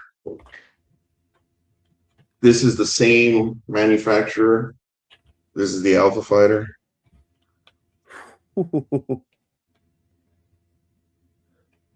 by the same, company. And this thing right here was a little over $300. Wow.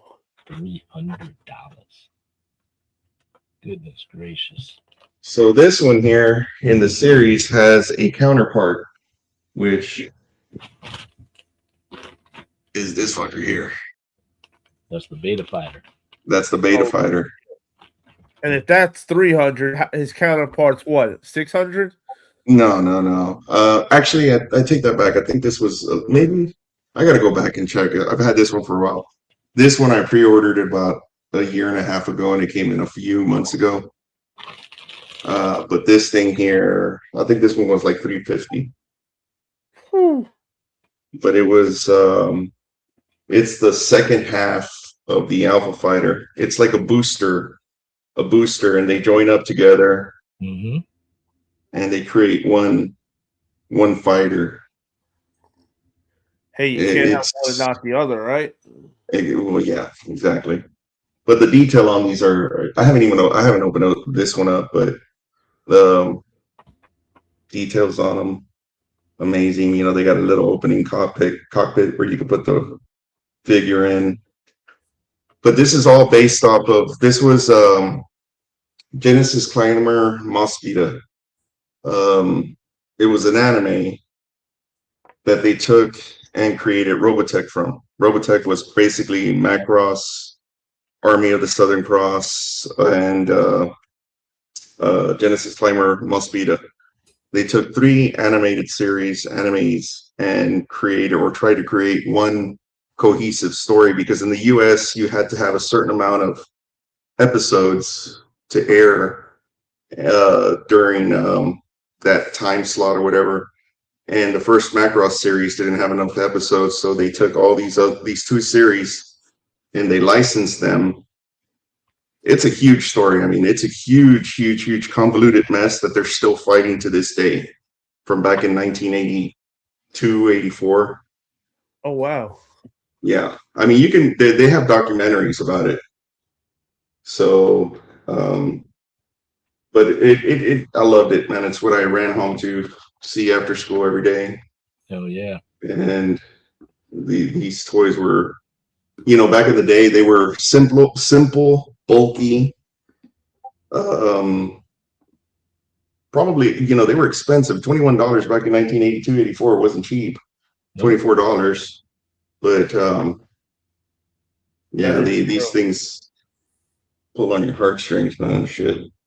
Now let me ask you guys this, because you guys know about this way more than me. Because this stuff was more before me, but some of them I was lucky to get as a pass down from my neighbor. But because of the resemblance of some of them, I didn't know it at the time. I thought they were a bite off of Power Rangers, but it's actually, if anything, it would have been the other way around. Did Power Rangers become a thing because of this? No, because okay, so they've had these series back in Japan. They've had these what we would consider extremely cheesy. They even had a Spider-Man series in Japan where he had a mech like the Power Rangers. Right. He'd summon his mech, and his suit would shoot out of his ring or something like that, or something like that. It was extremely cheesy but badass for the time. I remember it was Ultraman, big robots, big kaiju, stuff like that. I remember Spectre Man, which was kind of like a knockoff of Ultraman. Okay. Something like that, but I dubbed as a kid. It was just, they had that. And what was the Power Rangers? They were Super Saiyan. What were they called in Japan? Oh, in Japan, I couldn't tell you. Well, see, that's where it is. Basically, what they did is they took all those scenes that you saw in Power Rangers when they were fighting. I mean, maybe 10% of it was done with the US cast. The rest was done with Japanese footage. Not only that, the Yellow Ranger was male. See, Yellow Ranger was that's male. the craziest thing to know that. Like, You know, the yeah. If original you Yellow pay Ranger attention, wasn't a if you female. look up close, you may see a bulge in the wrong place.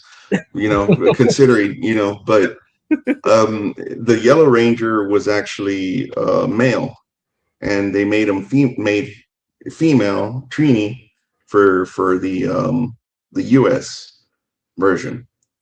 But everything else, everything was Japanese footage spliced together with U.S. footage, and it was ingenious, to be honest with you. I mean, it's ridiculous. D Well, said, and my WWF Hasbro figures. So his WWF figures and his Teenage Mutant Ninja Turtles was his favorite in the late 80s and the early 90s. Well, after the first, because there was first you had the big rubber wrestling figures mhm. that didn't move, that actually has come back in style today, and they're going crazy. There's so many I companies remember making those. them. Bro, they are so over right now. Then you had the Hasbro figures that maybe one part moved. The legs never moved, but like the arms would move. Maybe the arms would go like this or like that, or the Hulk figure would go like this. Which those I did collect, but it was the ones that came after that for me that was the real, like, oh my god, I can't believe they've advanced to this. And I've always kept the Owen Hart ones to this day. And these were the figures that I really collected for wrestling. Because when this series started, I was able to collect it from figure one. And I collected every one of them until I got out of it. And this was a big deal because he had passed away dressed, he was doing the blue blazer gimmick, Owen Hart, when he passed away. So I had gotten this like maybe a week or two right after he had passed away. Oh, This had come out, and they were pulling it off the shelves actually. But my father had a friend that sold all wrestling memorabilia for a living, and he worked out of actually one of the buildings in Englishtown in New Jersey. And I got lucky. I would get most of my stuff from him, and this was. So I always made sure to keep these two Owen Harts in memory of Owen Hart passing for the originals. The rest of the figures I had, like this they all got sold actually to that guy. Oh, so you had the original collection, and those are the only two that you have left? Yeah, those are the only two I have left nowadays. Damn. Man, when I hit like that 18 to 21 era, Mhm. I was done with toys. It was just me too. Girls, shoes, jewelry, girls, and of course, and play sports. Sports, yep, cars. And that's right. That was the big thing, hooking up your car. Yep. Especially, you got your first car. Oh man, I had to do all the TVs and everything for my first car. Yeah, that you want to talk about expensive. Shoot. You think one shoe a week is something, man? You could spend like a couple of $1,000 in like one sitting. Yeah, I'm glad I got out of that, but you ain't wrong. And this is the perfect live to show the Dick Tracy watch from back in the day. Shout out to Terrence. He actually came on the live and did an interview with us, and he showed me this, that he had this actually on wrist. And he told me, hey, go on eBay and you could actually find one still from back then for Dick Tracy. And I went and was lucky enough to find this. This was this is the same one from when I was younger, growing up. Damn. I missed that was another group of figures I had was the Dick Tracy figures. Yeah. I was a big fan of watching that cartoon. Hells yeah. Yeah. And then the movie came out, and I was like, it wasn't that bad. I thought it was. No, it wasn't at all. Yeah. But man, I think the cartoons, like, they were a hell of a lot better. Yeah, the cartoon was goated. I don't remember the cartoon. I remember the movie. Warren Beatty. Yeah. Then Madonna was in it. Oh man, dude. Yeah, I mean, shoot. Yeah, I mean, I'll show you a couple of Transformers, but I think this one I'm going to be very careful in showing. So I'll just show you the back. Oh, the Japanese version. Oh shit! And then I'll just show you the character. Oh shit! But I won't show you the actual thing. Oh, I got you. Yeah. We got just in case. We know we got YouTube really watches us. Yeah. And then here's another one from that specific era. This is about like good 20 years ago. Oh yeah, that was a reissue that came out of Toys R Us. Yep. Wow. Yeah. Is that Silver Streak or Blue Streak? This one is Silver Streak. Silver Streak. Okay. Okay. It's funny because Blue Streak has no blue in him. No. I love it. I love these 280Zs, man. I mean, yeah, the 280Zs. That's just incredible how they came out with a lot of this stuff. You know, side mark. You know, they rebuild the 280Zs with 350 Chevy 350 engines in them. Oh, the new ones right now? Yeah. They'll drop a freaking Chevy 350 in them. Wow, dude. What? Yeah. If you had to pick one cartoon, would you be able to pick it with the toys, not just the cartoon? I mean, cartoon and toys together for your oh man, all-time favorite. See, that one. I'd have to do. I could answer it. I would love to have a different answer for it, if that makes any sense. What was that? What would it be? Okay, so if I had to pick a toy and show combination, it would definitely have to be Transformers. Yeah, for me. Okay. But see, I would have loved for it to be Robotech, but they did not have the toy and the following behind it. It was a lot more adult themed, you know.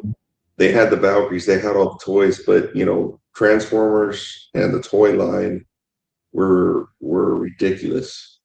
Yeah. And you'd find a new Transformer every episode, and all of a sudden, like a couple weeks later, you see it on the shelf. All it was a commercial. That's all it was. Yeah. I fell for it. Commercial for toys. Oh, we all fell for it. Hell yeah. And the toy commercials were goated also when we were younger. Hell yeah. Now, do you know the history behind Transformers? No. So basically, okay, don't quote me, because when they were looking for the next best thing, the transformable toys were a big hit. So I forget was it if it was Hasbro, whomever came up with the initial line went to a toy show in Japan, and they discovered Diaclone. Diaclone is basically transforming vehicles, but they had pilots. So what they did is basically they got Marvel to create a backstory for him, comic book for him. That's the way they were kind of introduced to the US.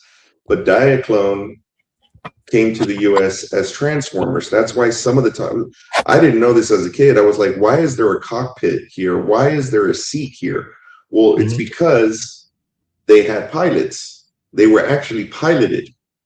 Oh wow! By whomever the storyline behind Diaclone was. They had Optimus Prime was not just Optimus Prime. You know, he was a series of vehicles that they were piloted, transformed, all the vehicles, all the cars. Even if you looked at the Dinobots, the toys that they came out in 84, 85, on the back of them, they had cockpits. They had little flip open seats where you could put a figure in. Yep. So, and it was not just one series. They did kind of the same. They went in and pretty much bought everything. Shockwave was from a completely different series. Megatron, different series. And they had different versions of the Megatron, which was what his alternate form was. It's pretty convoluted, but really cool at the same time. And so when they brought it over to the US, they made a comic book. Then they made an animated series, basically to sell the toys. Yeah. Okay. I'm sold, man. I keep buying like a whole shitload of Transformers. I mean, even when they come out with like masterpieces. Oh yeah. Thrust. Yep. Yeah. I remember having the actual regular toy, and I was like, God dang, Yeah. I must have got it back in like 1989 or something like that. No, actually 88. We were getting it from Jeffrey's Toys locally. And so when I saw this masterpiece one, this is like with another $200. $200 more. I have Ultra Magnus in the masterpiece, but I have him in the original Diaclone colors. Oh yeah, the blue and the blue and the dark red, blue and red. There was no white in him, so I have him in the original Diaclone colors. Mr. Old School, he went with you guys. He said Transformers for him first, second He-Man. Area said, yep, Grimlock had like a seat that folded out top of his back. Out of his back. Yeah. All of them did. Not Average Joe, F Nike. See, I'm gonna have to go a different route than you guys for my number one, though. My number one was G.I. Joe. Okay, so gosh. Play sets, the vehicles, the figures. And I was able to use them with Star Wars that also had badass vehicles and Star Wars wasn't really too much with the play sets like G.I. Joe, but they had all the cool vehicles and stuff. I used to have the Emperor and Cobra Commander chilling at Cobra's freaking place, like. And then when they made Mortal Kombat and Street Fighter figures that were actually the same as the G.I. Joe figures. So I was, so those got used also all together. Yeah, that was later. Creativity that I had going on in my house. Oh yeah. Yeah, I mean, the G.I. Joe was. I still remember. I know we talked about this. Going into Target, seeing the shelves and the pegs. I remember not being able to afford an actual figure. So my dumbass as a kid bought the battle pack, only the rifles and everything like that, you know. And because I used my own money as a kid. But later on, I mean, I would go to the flea markets and buy G.I. Joe figures and haggle some pricing. That's how I got my Storm Shadow figure at the fucking flea market. Dead stock. In his full packaging, all his accessories, not loose. Of course, my dumbass opened it up. Well, no, I'll take that back. I wasn't a dumbass. I love playing with that freaking Storm Shadow. I rolled dice to get Cobra Commander. The Cobra Commander out of all the Cobras. Wow. My comic book shop that was like the only place in town you can go to get the older toys that already came out that you couldn't get anymore from Toys R Us and KB Toys. And they had like a thing that you had to, I forgot what it was that you had to roll, and it was like $10. and you got like 2 or 3 rolls, and they were making bank off of this. Nobody was doing it. And finally I did it. And I was like, yep. Doug, you want to sell it back? Nope. That's mine. Nope. Yeah, and I had oh man, one of my favorite toys was the Cobra Stinger. It was like that Humvee looking with the four heat-seeking missiles in the back, and had the gull wing doors. And the cool thing about GI Joe was that they didn't come fully assembled. You had to assemble some of the vehicles. Yep. You had to put the wheels on. You had to put the stickers on. That was part of the freaking That was fun. And see, G.I. Joe is definitely my second, only because I'm a huge robot fan. You know, anything that has to do with robots, you know, I'm there. Huge Max, but yeah, I mean, you're right, Mr. Old School. They were chilling like a villain, literally. You had go ahead. Sorry. Well, what was it? What was that? I forgot the character's name. Is it Destro? The one with Destro, the Silverhead. Yes, Yeah. Destro. That one was like very popular around my way. Oh yeah, Destro Yeah. was. Yo, who else back then had like that silver head, especially like for that size figure too? Nobody. Yo, Yeah. Destro was the man. Dude, Destro was that He was a big deal. Yep. Yep. He was an arms dealer. I gotta check it out. At Not Average Joe.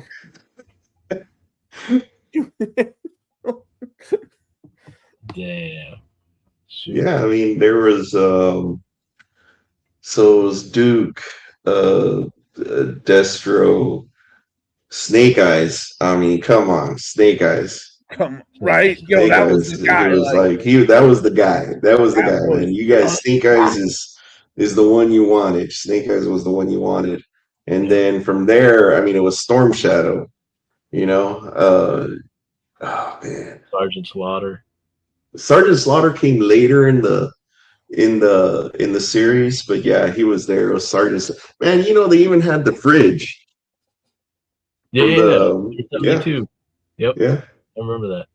Yeah, they had the fridge. Who else? Snake Eyes. Cobra Commander.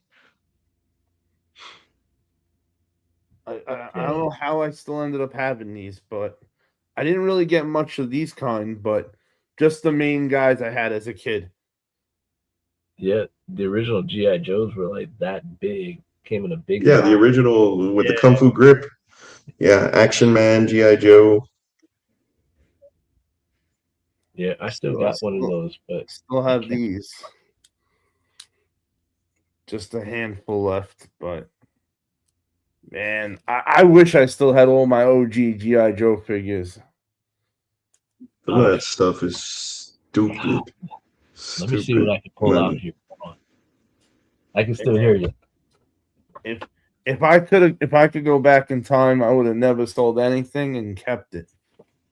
But now, yeah, you sometimes wish you could. Yeah, all of us. Right? Yeah. When I was a kid, I had tons of the Muscle Man toys. I'm not sure why I liked them, but they just held plastic that did nothing. Hey, it was different times. The pink ones, the muscles. Were they the pink ones? They were called muscles. It was an acronym. What did it stand for? What did muscles stand for? God dang it. Joe, you should try calling up Nike and talk to their customer service. Mm-hmm.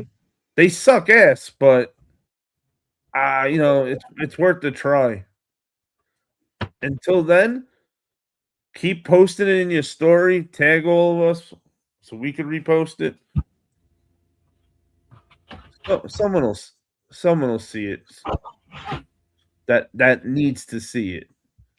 Area said, "Yep, I got the Super 7 release of Storm Shadow, the 2021, I think it came out. Storm Shadow. So, you know, like these guys were goated. And that's another one. Like, I don't think I've ever heard someone be like, yo, I hate G.I. Joe. You know, G.I. Joe, Transformers, Ninja Turtles. You really did not hear people be like, I didn't like that. Hey, did Yes, they ever release?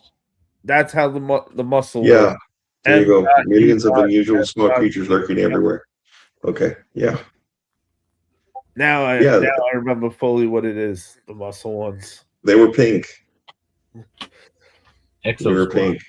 I remember they were a big deal back then too. Yeah. It was basically like a multi-pack that you would get.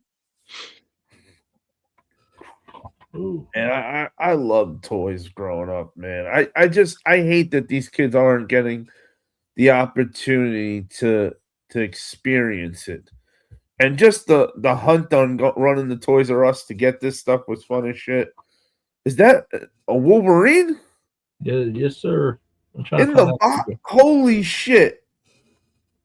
Bro, Oh. that was that and Nightcrawler were my favorite like X-Men figures. Like I think this is from it's in the 90s for sure.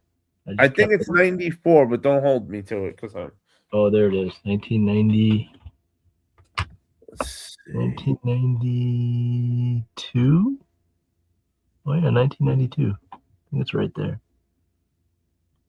Somewhere there. Hold on. I know it's somewhere over there. Oh, there it is. Jeez. 1992. There we go. I was close. 2 years off. Yeah, this thing is. Bro, that was that Wolverine figure? Come on. That was a big deal for me. I was trying to find Gambit back then. I don't think I ever found it at Walgreens. I got this from Walgreens. And we'd go with the whole Transformers line. Son of a, that's the Encore edition. Yeah.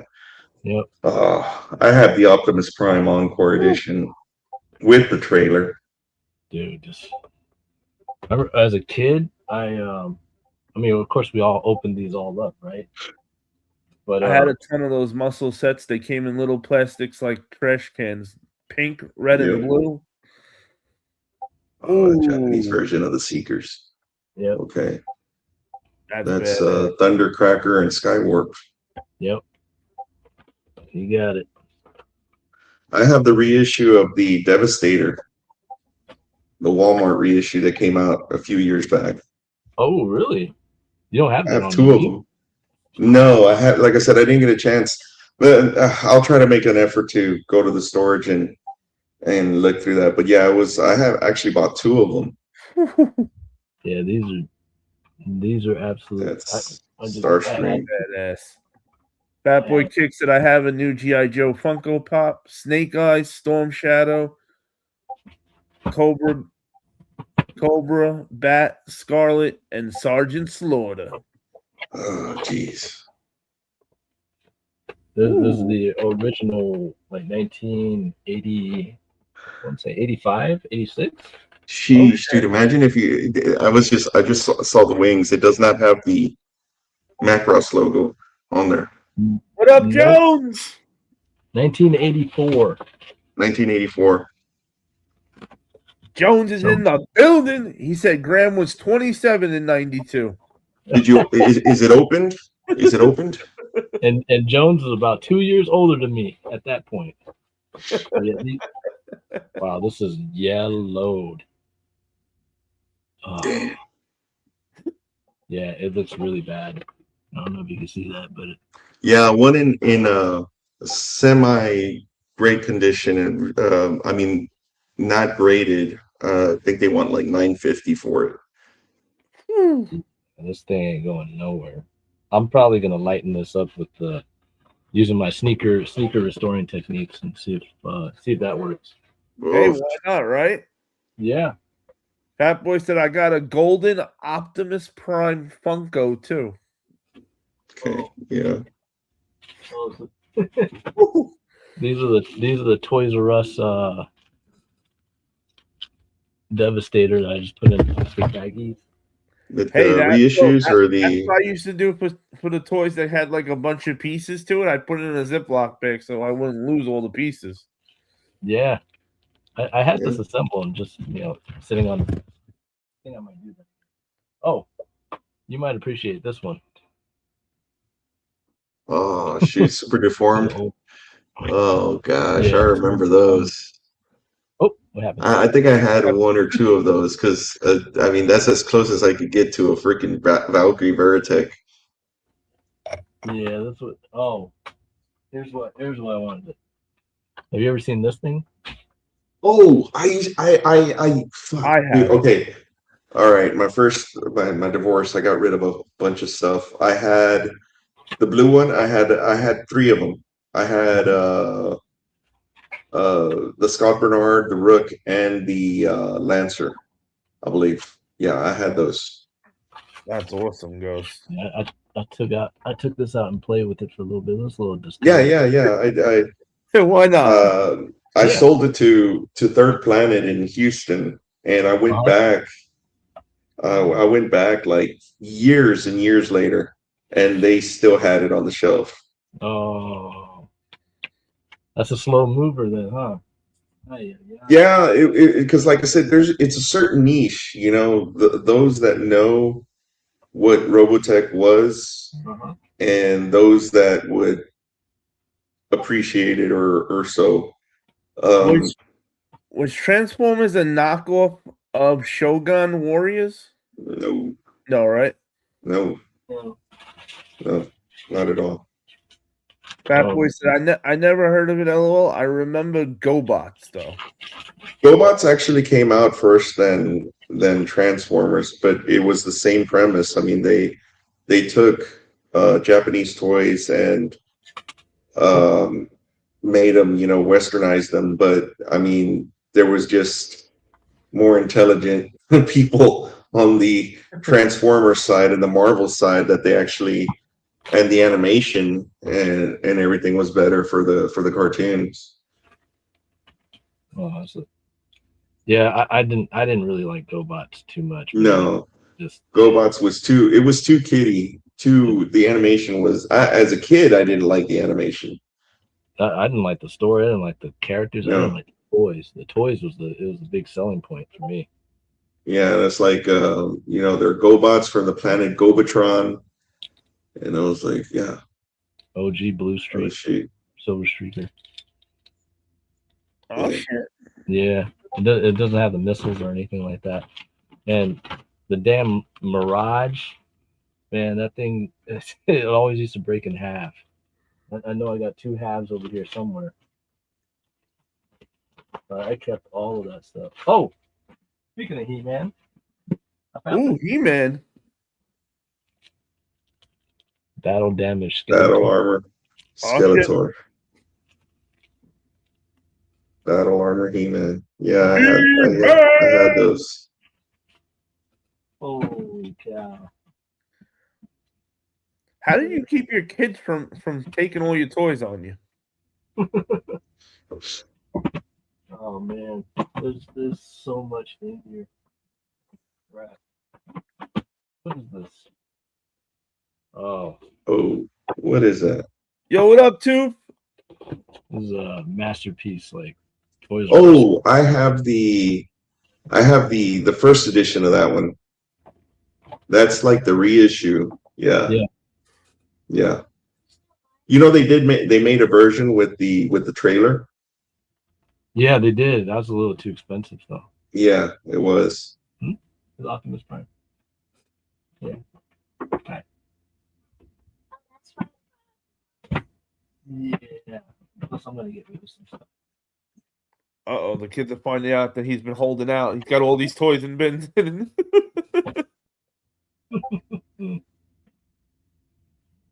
Ground's got to sleep with one eye open now. Oh, wow. 20 years what the hell?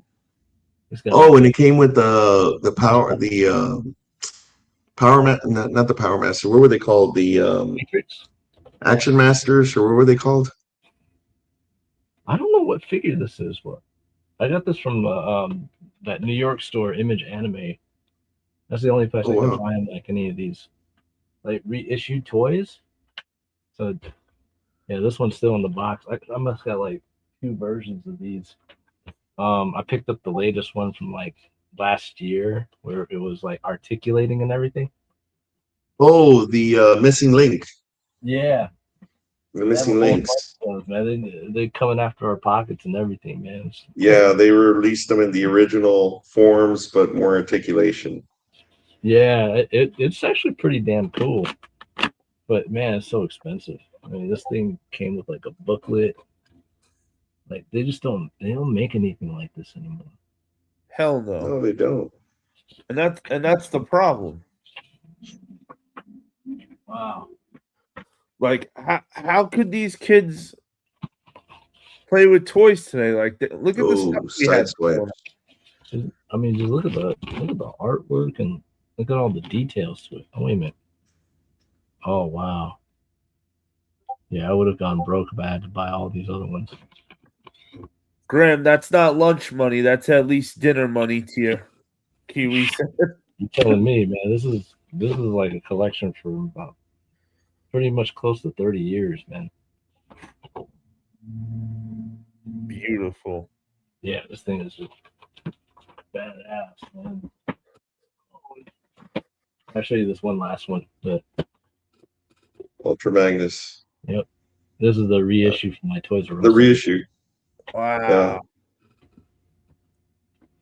Yeah. This is so cool. Yeah, I wish they can come back and do toys like these.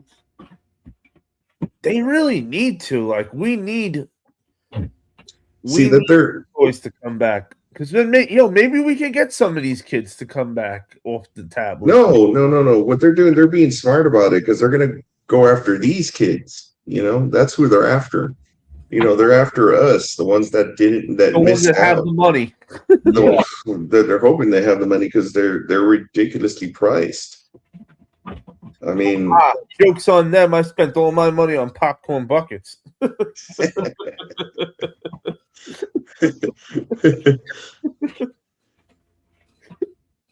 yeah. It is, but yeah, I mean, I had the Transformers and everything I have now is from a newer collection, maybe late 90s and on, because I got rid of a bunch of my stuff from the 80s, early 90s. Yeah, I hate hearing that. Yeah, I had to. But it was man, I wish I had some. I had what is does it say Skyfire or Jetfire on your transform? This one says popcorn buckets spare tap. Jetfire. Okay. So there's like 2 versions of that, right? Yeah, Skyfire, which always confused me. Well, no. 2 figures is the actual figure. I'm not sure what the name did because some of them, when they first issued them, they were a direct mold of the Valkyries from Robotech, from the I forget what company first made them. And all they did was they basically remolded it in different colors, but it still had the Macross logo on the wings. So again, it was a huge licensing mess, and that's why they changed the name to Skyfire. And they had to completely change his design in the animated cartoon, all because of the licensing. Yeah, because he looks nothing like this. No, he looks nothing like that. But if they would have gone through the whole licensing phase and everything, they could have animated him like that. But it's just a whole convoluted story. But that's where the collectability and the value of the original ones. They even had to go back and remold the cockpit, the nose of the cockpit on one of the figures to make it slightly different, so it wouldn't, cause any kind of licensing. Joe said you all got to get the Transformer Legos. Oh, the Optimus Prime, the Bumblebee, Soundwave. Who else do they have? Yeah, they have a Legos few like actually scare me nowadays because I know myself and I know I'd go down the Lego rent hole real bad. I did. I sold my Lego collection at the beginning of the year. Oh, you did? Yeah, I did. I Yeah. sold all my kits, dude. I sold. My son did a spreadsheet. I had maybe a little over $5,000 invested in it, and I sold it for 11,000. Damn, Yeah, 11. Wow. Oh, yeah, I hate just that. shy of 11,000. Just shy of 11,000. Yeah. Dude, Legos, man, I think it's just so pricey, dude. I mean, it's fun. It's fun to go ahead and build it, but it's just like, oh my god, dude, $200, $300 a set. Like a really good set too. Can go up to like 700 depending on what you're buying. Like the Titanic boat. Oh, I think it was like what, $800? Yeah. Shoot, yeah, that's just too much.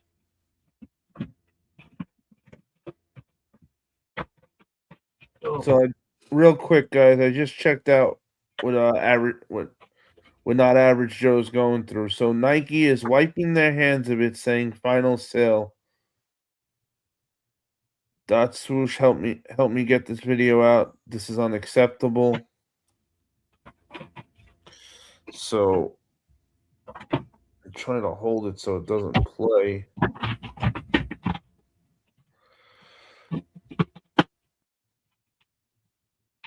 Oh yeah, so he got some stuff from Nike, and if you go on his Instagram, you can see it. Mm. They messed up a few spots on his shoes, and they're telling him final sale, which is disgusting. Yeah, and I think it was on the disclaimer on the fine print. All sales are final when it comes to those pre-orders. So Yeah, so even I understand the whole all sales are final, but that still applies even if your item is messed up. it's Because I thought like I said, I could be wrong, but I just thought that was more of, hey, you can't return this unless we screwed up. it's if they want to make it right, they'll make it right. But if it was a pre-order Absolutely. and they only if they only made a certain amount for the pre-order, it's not like they're going to go back and make you a shoe just for you, or they could give you your money back, or I don't know. There's I don't know, man, but that's it's a loophole that they're going to use, and unfortunately, I would not your average Joe. I would absolutely look into this whole, the full rule they have on final sale, yeah, because look into I it. thought I thought the same thing you thought, not average Joe. I thought, hey, it's final sale. There's no returns. The only exception is if they screw it up on their end. Because if it was a pair that was already made that they were aware of, that had mess ups already, if they knew that this pair was flawed and put final sale and there was something on it letting you know that there is some stuff wrong with it, and then you bought it, then you'd be on the hook because you didn't see that it was flawed and they told you it was flawed and you still bought it. But that's not the case, right? Because he's saying he got this as a pre-order that should have came brand new with no faults.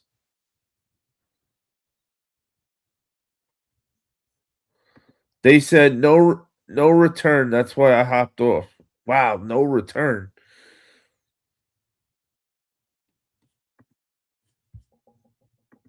I would definitely try calling again. Definitely wouldn't give up on that for sure. Money said English Town was right. English Town was goated. That was like the best place. It was so for those that never been to English Town before, it's a giant flea market. But besides it being a flea market, it had, I forget if it was 4 or 3 buildings, and in these buildings, it was filled of like people that ran stores. And these stores were there every weekend, where if you were selling outside, maybe you're there that weekend, maybe you're not the weekend after. But the ones that were in the buildings, they were like your real deal stores and were around the whole. Every time English Town was open, the guys in the building were there open. And shit, back in that day, they'd sell a 15-year-old kid a sword. and a bow gun. And some other goodies like nunchucks and all that stuff that they shouldn't be selling people that young, but in English Town, if they have it, you can get it. Kiwi said, I wish I never bought my first See, that's what I'm talking about with the Funkos. That's why I only take Funkos as gifts. I will not buy a damn Funko, because once you buy one, you have a trillion. Especially if you don't have good self-control when it comes to buying toys and collectibles. Hey, what up? What up, Double J? He said, what up? What up, people? Ghost Hunter chat. Up, South Jersey. Graham said that's terrible on Nike. Kiwi said Nike never takes proper responsibility, which is, well, you know what? They need to step up and now do the right freaking thing. Yeah, definitely. I got you. Yo, what up, South Jersey? Money said it was the movie for me for Dick Tracy. Tracy. Man, Dick Tracy is so goated. I love Dick Tracy as growing up as a kid. And the toys were cool as shit too. You didn't have too many, but the ones you did have were cool. But I think if we were going with what like our second favorite, I might go Ninja Turtles. Ninja Turtles were cool. I love the show, but for some reason I couldn't get into the toys or the collecting them or going after them. How come? I don't know. It may be because the toys were okay. The animated series, between the animated series and the actual origin of them, were completely different. Completely different, because the origin of them, they were violent. They all had red masks. Yeah. They were the only thing that would distinguish them was their weapons. So they were a lot darker. I love the animated series, but for some reason, and maybe one of the ones, it was the manufacturer Playmates. I didn't care for that manufacturer at the time. But what about kind of stupid? What about like the Technodrome? Technodrome was all of those things. Like I said, it doesn't take away from it, but just for me being like Mattel, Hasbro, Kenner, that I grew up with, then seeing Playmates, I was like, who the hell was Playmates? Yeah, I grew up on Toy Wiz and all the first. For me, it was the cartoon first, and then the movies. Cartoon, then the movies. Yeah. So when I was getting the toys and everything for Ninja Turtles, it went with the cartoons I was watching. Right. And and all the vehicles, like I don't remember all the vehicles being in all the cartoons and everything. A lot of them didn't make sense to me, but no, it was just like I said, it was just gimmicks. it was just cool toys. as shit, the vehicles. Like Yeah.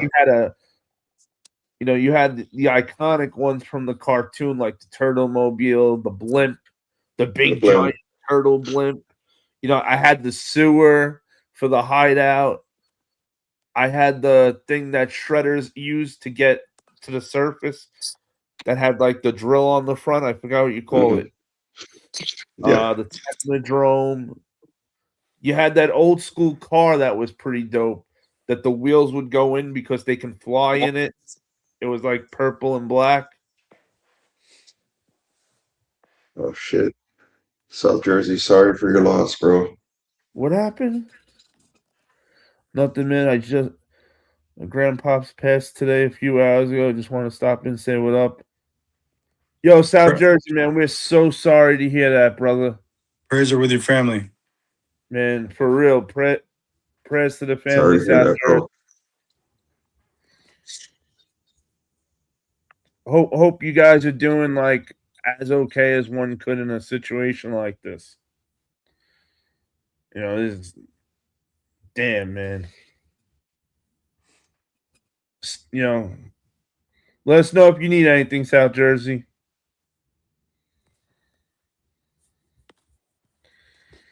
So I know you're pretty pissed at Nike right now. Yeah. Well, so rewind back to this shoe. I've been looking forward to getting this for months and months, and like I'll constantly check the app to see if there's any updates, and then randomly, not even an email or a message, just I got a message from UPS today, and it said from Nike, and I'm like, what the heck? Nothing. Even in the app right now, it still doesn't show up anywhere. But lo and behold, I opened the box. It's the GT Future Swooshman. And pumped. I'm telling him pumped. I started, I was gonna do a video for it, and I take out the one shoe, and let me flip around the video here. And the one shoe is fine. Looks good, and no problems with it. Cool. And then this guy up here, let me see if I can get it. Like it depends on, I guess, how the light hits it, but it's got like a glue stain. It's like it goes backwards, I guess, on this video how I'm filming it. But Oh, I see it. but here, let me get when you tilted it, I could see the glue. Yeah, it goes from here all the way up front. Like, and it's a lot more prevalent. Like in the video, it's hard to see, I guess you could say. And it's also like everything's backwards on me right now, like when I'm trying to show it on video. But so yeah, like let me go there. You see that right there? Yeah. Oh yeah. Yeah, that's unacceptable. But it goes, the whole front of the shoe, and then it's got some other little things, but I wouldn't have complained about the rest. And so essentially Nike is like, oh, sorry, it's a reserve. There's no returns on reserves. And I'm like, well, that can't be. There's got to be an exception. If something shows up damaged, then let me see if I can get it looks so much different in person than it does like on the actual shoe. And I guess it depends on how the light hits it, but no joke, it's like I wouldn't glue stain. Yeah, I wouldn't wear this shoe, like plain and simple. And I'm not too picky as far as when it comes to things. Like I've gotten shoes before, I'll clean it or whatnot. But yeah, they essentially told me to kick rocks and said, and that's when I asked for a supervisor. The supervisor came on and they're like, oh, well, maybe the best we could do is to set you up a return label and you can return it, but we can't get you a new shoe. And I'm like, I guess if that's the only option. And then he comes back, he's like, oh yeah, it's not even an option. I went to my team above, and then I was like, that's not, not acceptable, and pretty much went back to them, and he's like, somebody will contact me within the next 3 business days is pretty much where we left off. I hate that bullshit. Yeah. That's the, oh shit, we don't know what to do, so we're gonna have to call you back. Yeah, let me see. Figure out what. Oh, they're actually that's actually a good You see that? Ooh, it's like everything's backwards when I look at it, but yeah, that's how it looks like. There's a big enough mark for you, to notice it, absolutely. and yeah, it's crazy because the way it like here, that's like the wide. It has me select like different triple camera. Maybe this. Yeah, there you go. So it's prevalent enough. Like, how did that pass QC? I have no idea, man. But hey, That's ridiculous. Like, you shouldn't even be going through this. But besides the point, let's look at some cool toys real quick over here. Let me see. You got some cool toys you want to show? So, I mean, I know we were talking about Transformers, so pretty much, we'll start with Soundwave right there. It, comes with a little plaque and stuff. It's got little different cassettes you put in, and these actually turn into the different characters as well. It's got one in there. Bumblebee is probably the least, exciting one for sure. But then you got the big boy Optimus here, and I wouldn't even call him big because originally I got this other one over here to put next to him, and this guy, he's not a Transformer, obviously, he's Voltron, but he towers over them. Hells yeah. And this is probably my one of the grails of the collection right here. This guy goes, I think right now it's like $1,000 if he's sealed in the box, or even probably even more. Bro, I had the all metal one of Voltron. And then I had two of those. I had two of those and sealed in the box, and I sold them. I hate myself because I didn't even know he was Voltron when I had him as a kid, because it was I got him from my neighbor because Voltron wasn't around for me. So I wasn't really sure who Voltron was. I thought he was a Power Ranger Bite-Off, not knowing that it was the opposite. Yeah. And then this one right here is let's see if I can get it. The Simpsons house is probably another one of my grails, I guess you could say. This one sealed in a box is like $800 now. It's just crazy, get the little minifigs and stuff like there. But oh shit, that's cool. Yeah, so building up, and then I'll turn this around right here. We're building up a little city for the kiddos over here. So holy shit, that's so cool. I gotta see this. Yeah, here, I'll turn it around. So it's weird, like everything is like backwards when I'm filming here. I don't know. I have no idea what the names of half of these places are, except for the last one, which is the one we just built last week, me and the boys. It's essentially the Tower of Terror, but they didn't give the name onto it. They called it Haunted House, but pretty cool. And just for like size comparison, let me see if I have. This is my wallet, so it's pretty big. Like, hell yeah. Yeah, but yeah, that's about it. We're building back up the room over here. Of course, got some more stuff around, but yeah. Bro, I love Legos, man. I was into it when I was younger so much. I wish I was still into it, but I know I have no self-control as it is. Yeah, yeah, it gets crazy. Especially the one I'm looking for right now is gonna be the Quickie Mart from Simpsons, because I got I have Krusty Burger, I have the house, and Quickie Mart will be the last piece, but sealed $800-900 for that thing, which is crazy. Yeah. You can find. I tried doing Transformers and I tried doing the Transformers and Legos. I'd be broke as a joke if I did. It's not a cheap hobby at all, and the manor, the big house. I built that in with the boys. Probably like 4 hours it took us. So you figure 4 hours, and that set is $400 if you could find it. And that's a lot of, you can find it. Yeah, it's crazy, and that's the regular ticket price for that thing too. Wow. Yeah, I had 3 of the UNC Millennium Falcons. Oh wow. Yeah. So you had some wild stuff for sure. I had 2 of the Voltrons. I had the Slave Ones, 2 Slave Ones. I had the 1989 Batmobile. I had 2 tumblers. Batman tumblers. I had there was just miscellaneous kits and such. Like I said, my son did a spreadsheet. Like I said, it was like a little over $5,000 that I had invested in it, and I sold it close to 11,000. I mean, the Voltrons were probably a good part of that too, because those things are up They're there. actually not that much. They're right at around average price for the Voltron is right at around 400 to 500 right now. Not anymore. Yeah, you can find them on eBay for that much. Well, maybe you like. I know open like the full box. Because I was pricing Sealed. about Sealed. sealed. I've been seeing them for 7 to 8. No, that's way overpriced. You can find them. You can find them for less than 500. Yeah. They're sought after. I mean, it's a Lego Imagination. I forget which it was. It was as it is the kit wasn't that much. Oh shit! It was but I had 2 sealed in box. But right now, if you could get one pre-owned for like close to 300, but sealed in box, you can. They're overpriced at over 500. Way overpriced over 500. Yeah, I would not pay over 500 for it. Is it scary buying Legos that's not brand new? Because you gotta worry, right? If are all the pieces really here?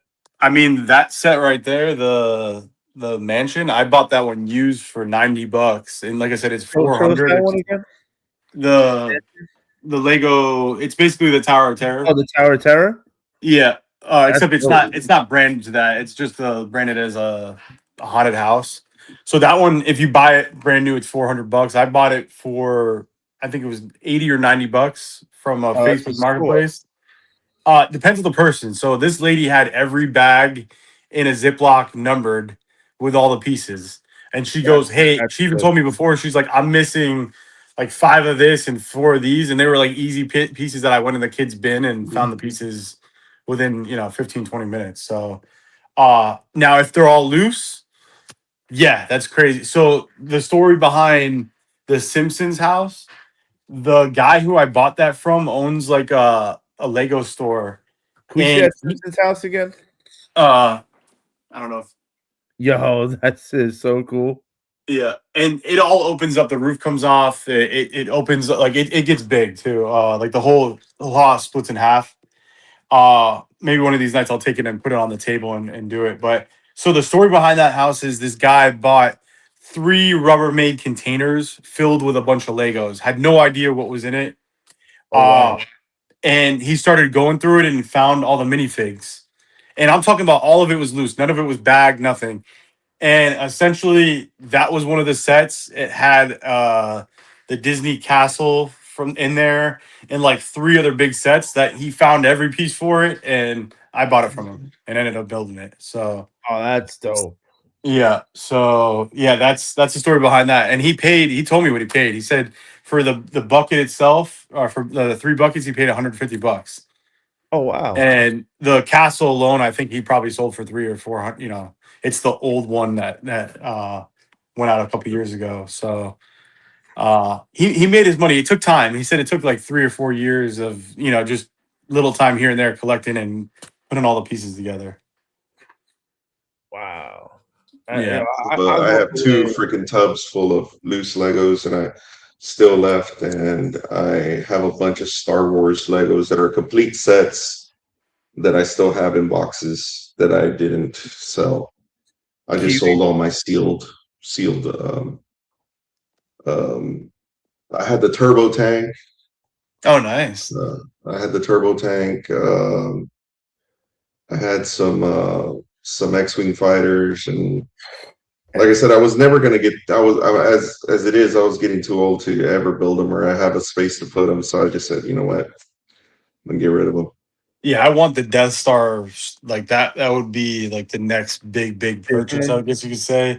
But it's got to have the TIE Fighter. I think that goes inside of it, which is a GWP gift with purchase that now goes just a little tiny thing. I think is like $300 for that. Yeah, and it's just a little gift that you would have got free when you bought it originally. Wow. Yeah, I fucking hate resellers. Kiwi said the best thing about my popcorn buckets is that they're not in sealed packaging, so you can display them without them losing value. Did you ever have that one? I like that. Yeah, though. No, I passed on that one. So I was more into Star Wars. I got it as a bucket, as a popcorn bucket.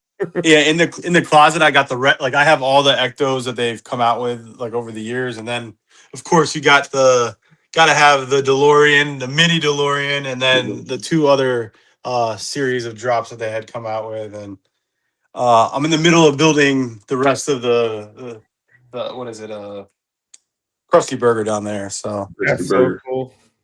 yeah, but yeah, it gets crazy though with these Legos for sure. Hells yeah. I stopped. I mean, we were collecting Marvel and Star Wars. I had the Milano from the first Guardians of the Galaxy. I had the Ghost from Rebels, the original release. Like I said, I just all sealed in boxes. All sealed in boxes. But when Joe, when you do the Legos now, do you have it like do you only collect certain pieces? I mean, we're pretty much all over the place. Whatever hits the eye, right? Not like, obviously I want to complete the Simpsons pack. I have a bunch of Star Wars stuff, but it's none of the big sets. Like the ones that you'd actually want, I really don't have any of those. Like they get so expensive. Like the Death Star is, if you were to buy it, is $1,000 for the Death Star. And that's without the TIE fighter. Like if you want I think it's a TIE fighter that goes in it. I forget if it's a TIE fighter or another. It's small. It's a tiny little ship that goes inside of it that has the spot in it, but it doesn't come inside of it. It just came with the gift. And like I said, that alone is between $250 to $300 for just that little piece. So you're gonna end up spending $1,300 easily on that. It's cool. Don't get me wrong. I mean, it's got the little minifig that alone is probably $400. I think if you know what I'm talking about, the guy, he's in a hot tub, the little stormtrooper. Stormtrooper in a hot tub. He's in a hot tub. Yeah, so he's wearing a bathing suit. Like if you look up, if you Google it, it's Stormtrooper bathing suit. Cool. He goes in the hot tub or the bathtub or something like that. It's super cool for sure. But I'm pretty much, I was at first big into the cars, which are the ones I got up on the walls, and I was into the big ones. I think they're like 5th scale. But they haven't come out with one probably about 2 years. Wait, so those cards you had around the wall, those are Legos? Yeah. Technics. Oh shit. I didn't know those were Legos. Yeah. Let's see. Back triple. So yeah, that's McLaren right there. We got Ferrari, we got the Bugatti, Lamborghini, Lambo, and then the Grille. That the Porsche right there. That one was took a long time to get that one right there. But yeah, those are, when it comes to size, those are like double the size of, like, for instance, these guys over here.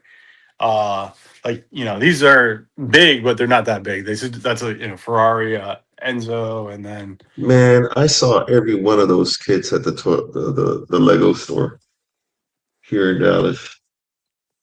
Man, I used to have the membership. It's freaking crazy. Yeah. I mean, the Porsche you can't buy anymore. I mean, a lot of those, the ones up on the wall I think they're mostly retired. Besides the McLaren, I think is still available. But on Marketplace, you see I think they were $550 or $600, like from Lego for those, which is kind of crazy. That's why they only come out with them every 2 years. So, oh wow, okay, yeah. But and then there's like those cool setups, like because you see like a lot of people do with the trains. Austin Martin, yeah, 007. Yeah, the 007 one. Like this one, I mean it's kind of dusty, but yeah. So this is like the 007. This build I'd say is like $150 is what they cost. Nothing crazy though. It was a cool little build and whatnot, and I started with those too, but the problem is you can't hang them on the wall, so they kind of just sit on. It's a different format because those are the Technic or the Technique or whatever. It's a different series, different style of brick. That they're built with. So what makes, for instance, like what makes one $900 compared to like what you just showed for $150? That 007 car, that was so dope. I was not expecting you to say that was only 150 after some of the other ones that were 400. Let me show you this. I mean, the size difference alone. So, it's hard to compare, but like here, let me flip it around. Like this, I mean, it's in my hand right here. That thing is like triple the size. Like, yeah, like you if could I turn put the it, steering wheel on some of them, and the steering wheel turns. Some of them even have pistons that work. yeah, like Oh, if you wow. see, so this car on the wall, the red Ferrari, is about half the size of that, and then this car is, essentially half the size of that. So it's size and what he was saying, piece count. Piece count. Lego is all about, they try to stay between, I think it's like 10 to 15 cents per let me flip that around. Per piece is on average kind of what you see. Okay. So the more pieces, the more money at that point. Have you thought about, like, with all the houses to do like the way they do, like the 100%. We just put this in the All the house? we had it in the garage kind of set up like that when I had all the cars, and like I have smaller cars as well that go with similar size. I guess you could call it in the little city, but we just don't have the space right now. So in the garage, in the garage it worked, but in here, No. like, it would take too much room up. Like, no joke, it would be half of this room. Yeah, Probably. there's just You said, my do they pool come table. with cheat sheets or help with putting them together, or They are you just on your own putting have together? detailed instructions. Oh, Step by step. They're step by step. It's not like a jigsaw puzzle. You'll Yeah. never I want fucking. cheat sheets too. I mean, even with the instructions, like there'll be some times where you're doing it and you're like, oh, I know where one goes, and then like 15 minutes later, and you're 30 other pieces ahead, and you messed up one, and then you got to take it all apart. And I've done that too many That's times. the problem for me. I'm throwing Yeah. it off the wall, then it's gonna be all, and then I'm like, oh, I gotta build the whole thing. And there are websites out there that'll sell you detailed instructions to build kits out of pieces you have, out of Really? stuff that are not in production. Or you could essentially build. Ooh. There was one kid that built the UNC Millennium Falcon out of leftover Lego pieces. So it was like a multicolored Millennium Falcon, but he used the instructions that came with the Millennium Falcon, the UNC Millennium Falcon, and you put it together from all the pieces. Just different. You had all the pieces different colors, and he was able to build it. That's so, and like I said, then there's websites that will probably, you can get the instructions for them. I saved every instruction booklet for some of the Legos. I'm glad there's help because I'm a little booklets slow. I'm with you, Kiwi. I'm with you.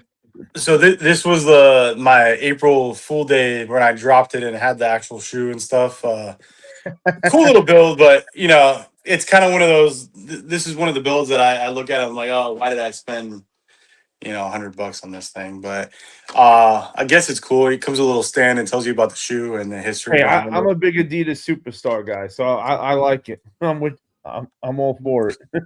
Yeah. So I literally just got this to do an April Fool's video. That was pretty much the story behind that shoe right there and Lego.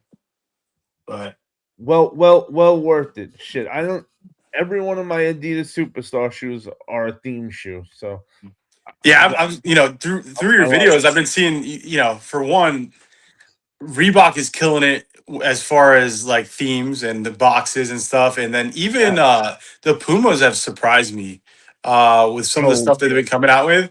They had a Mewtwo from Pokemon that had a video in the box. So cool. Yeah, like I would love to get my hands on that thing and that shoe. I had gotten the Pikachu's for my son. That's his favorite character, and That's what's up. they didn't have his size, so I was like, whatever, I'll get it, and give me my excuse to buy another shoe. And at that Those point, Mewtwo ones you saw, man, they wanted they wanted $1,000 for that thing that was being on the resale market. I tell you, one of the bigger regrets, and this is when I was getting out of shoes, I had the Venoms. They were called the Puma Cell, and they came in a canister. I don't know if you ever saw those. I got the Carnages. Oh yeah, so I had the Venoms. I got of the those. Carnage pair. Yeah, the black ones, and I regret selling them at this point. Oh, man. I got those from Bait directly back in the day. Like, I just got my Carnage pair a few months back for reach back. I found them for a great price. I couldn't believe it. Yeah, and mine was opposite. I sold them for a great price, and I couldn't complain. I paid what $250 for them, and I sold them for like $600. And it just was kind of one of those things like, hey, we want some extra Christmas money. Let me get rid of it. And that box is huge, like huge, gigantic. Yeah. So storing that thing, I was hauling it from house to house. I was like, yeah, I think it's time. I believe you. I don't know where I'm gonna put it. I'm still trying to decide. I explain it to people. It reminds me of like the bank teller where you put your money and it gets sucked in.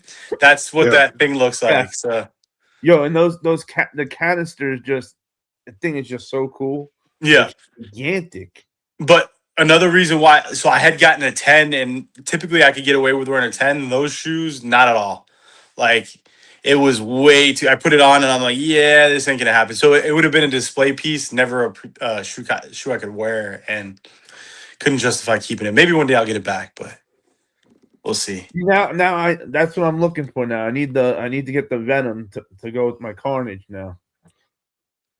What size are you? I wish they would have made it like one shoe was Carnage and one shoe was Venom. Yeah, that would definitely be cool for sure. Especially since like the insoles is half Carnage's face and half Venom's face, so why not? Yeah, they should have dropped it like that. Yeah.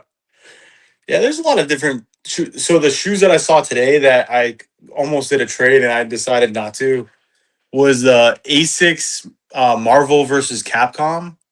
Oh, nice. The heroes or the villains? It was the hero. So it was Iron Man and who the heck was the other shoe? Oh, Iron Man and Mega Man? Yeah. So it was those two, and it was a huge box, and the guy, he came. People promise a lot until you go there, but it was ended up they wanted more money for their shoe than my shoe. Out of those 2 packs, like the big cool box, I grabbed Captain America. I had the other 2 pack. Oh, nice. Captain America and Guile. Yeah, I was down, but it was for my Supreme, like the black and white pair that has the stars all over it. And they didn't want to give me what I thought it was worth. So I was like, nah, I'm good. Yeah, I don't blame you then. Yeah, so like market's like like mid 4s for it right now, and they wanted to give me $280. I was like, yeah, for a dead stock shoe, that's those are ridiculous. I gave up on trying to go to them for that to sell shoes. Are you guys following that viral store where an old man's Lego collection is worth $2 million? It was stolen by a company which was supposed to help sell it for him so he could pay for cancer treatment. Oh my god. Yeah. So I $2 million. But it was that it was $200K. 200,000. It was 200,000. Yeah. How could somebody do such a terrible thing? Their excuse was that they switched ownership for the store and it got convoluted and they didn't return it. But yeah, it was 200,000. But they got caught on camera admitting that they knew, there's a lot of evidence against them, and then unfortunately, this old man gets his money back. I mean, they have a GoFundMe already that raised like $400,000. Oh, but I think the company itself, which is I won't even say the name. I don't want to cause any problems. It essentially has that money on hold now because they're suing the YouTuber who did the video against them, saying that, hey, that they stole the money and whatnot. So they actually got him arrested, and the whole it's crazy. If you haven't seen it, watch like a shortened version of it. It's really interesting for sure. Long story short is, they did a where they basically put the stuff in the store. I forget what that's called. on hold and they're selling it and Consignment. consignment. Oh, And consignment. I hate they took over the store, and because of the way the law works, if you took over the store, you could kind of wash your hands of any existing deals that the person before had with it. Which And I can see that, but at the same time, like, yo, that guy's got to make right on stuff. yeah, Otherwise, and then the he people should who be bought it more were bad. Like, they're not good people. Like, just plain and simple. Like, if you watch it, like they don't make themselves look good, and there's like a lot of people that are going against that company now. So Gotcha. it's kind of getting nutty. I almost sold my that collection was to them. messed up, what they did to that guy. They have a location here in To be honest, DFW. it's not the store. Like I'm close with Their the store near me. franchise. Yeah, like the families that run the 2 stores, 3 stores near me are awesome. Like, they're great people, and I feel bad for those because you imagine buying into a company and your CEO does something stupid and you're getting hurt because of it, and For there's real, nothing you like, could do about it. that's disgusting. Yeah, so it's unfortunate, and I hope long term that it doesn't affect them because, like I said, these are probably these are the same families that are probably all around the country that are dealing with it now, and they were getting like hate mail and stuff to a store that had nothing to do with the original issue. Yeah. That's the terrible thing about being able to have these stores in other places that are the same names. All it takes is one of them to screw up to give a It's just bad a name franchise. for us. Yeah. Yeah, I hope this one GT Future doesn't screw it up for the rest. No, I'm just kidding. Man, I hope Nike does something for you because like when you bought it, you didn't buy a shoe that was already made, right? No, this was made to. The crazy part, this was made to order, and like I said, the left shoe is perfect. There's not a mark on it. Like I'd have no problem wearing this shoe, and it's the like I said, it was made to order. I ordered this, and I think it was the first week of March, and yeah, it it sucks because I really did want this shoe. Like I And get the whole sales is final, but if they screwed up on it before the shoe got to you, I don't understand how yeah, they don't make right. Like I completely would understand if there was nothing wrong with the shoe and you were calling to return it because you just decided you didn't want it. And they were like, Yeah. nah, all sales are final, we can't take it back. Now that's one I would get Nike. I'd understand what Nike is saying then. But if they damaged the shoe before you got it, I didn't even look at the production on date. Let me Nike. see. So what's crazy is, so so the production date is up to 4/4. So yeah, this was definitely made after I bought it, without a doubt. And it's just I don't know how that passed QC. Like, I really don't. I've seen some like horrendous stuff before, like where glue or a little bit on the side, but it's literally from here down the side, and then it goes over a little bit over here. And it doesn't help that the whole shoe is that what was it like 3M the that catches the light? Is that what that stuff is called? The 3M? Yeah, Yeah. that reflects the light. Yeah, so the reflection does not help it out, and when it hits certain angles, it gets really bad. Like, you'll look at it and you're like, "What the heck?" So yeah, we'll see. We'll see if Nike does the right thing. But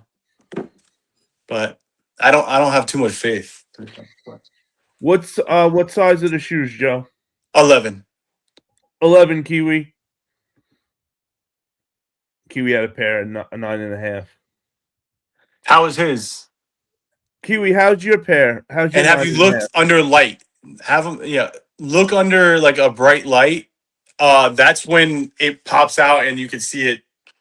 It's probably fine. I probably just got one of the random pairs. Like, this one, like I said, is perfect. Like, there's nothing with the left is shoe. there any way to get that glue stain off if Nike doesn't do the right thing? I don't think so. It's not like I can't feel it with my finger.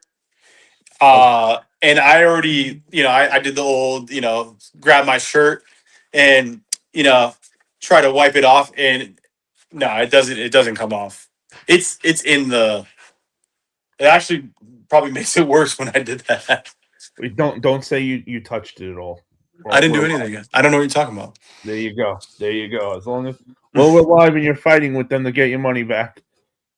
Never touched it. It came. It's defected. They should make right on that. That's on them.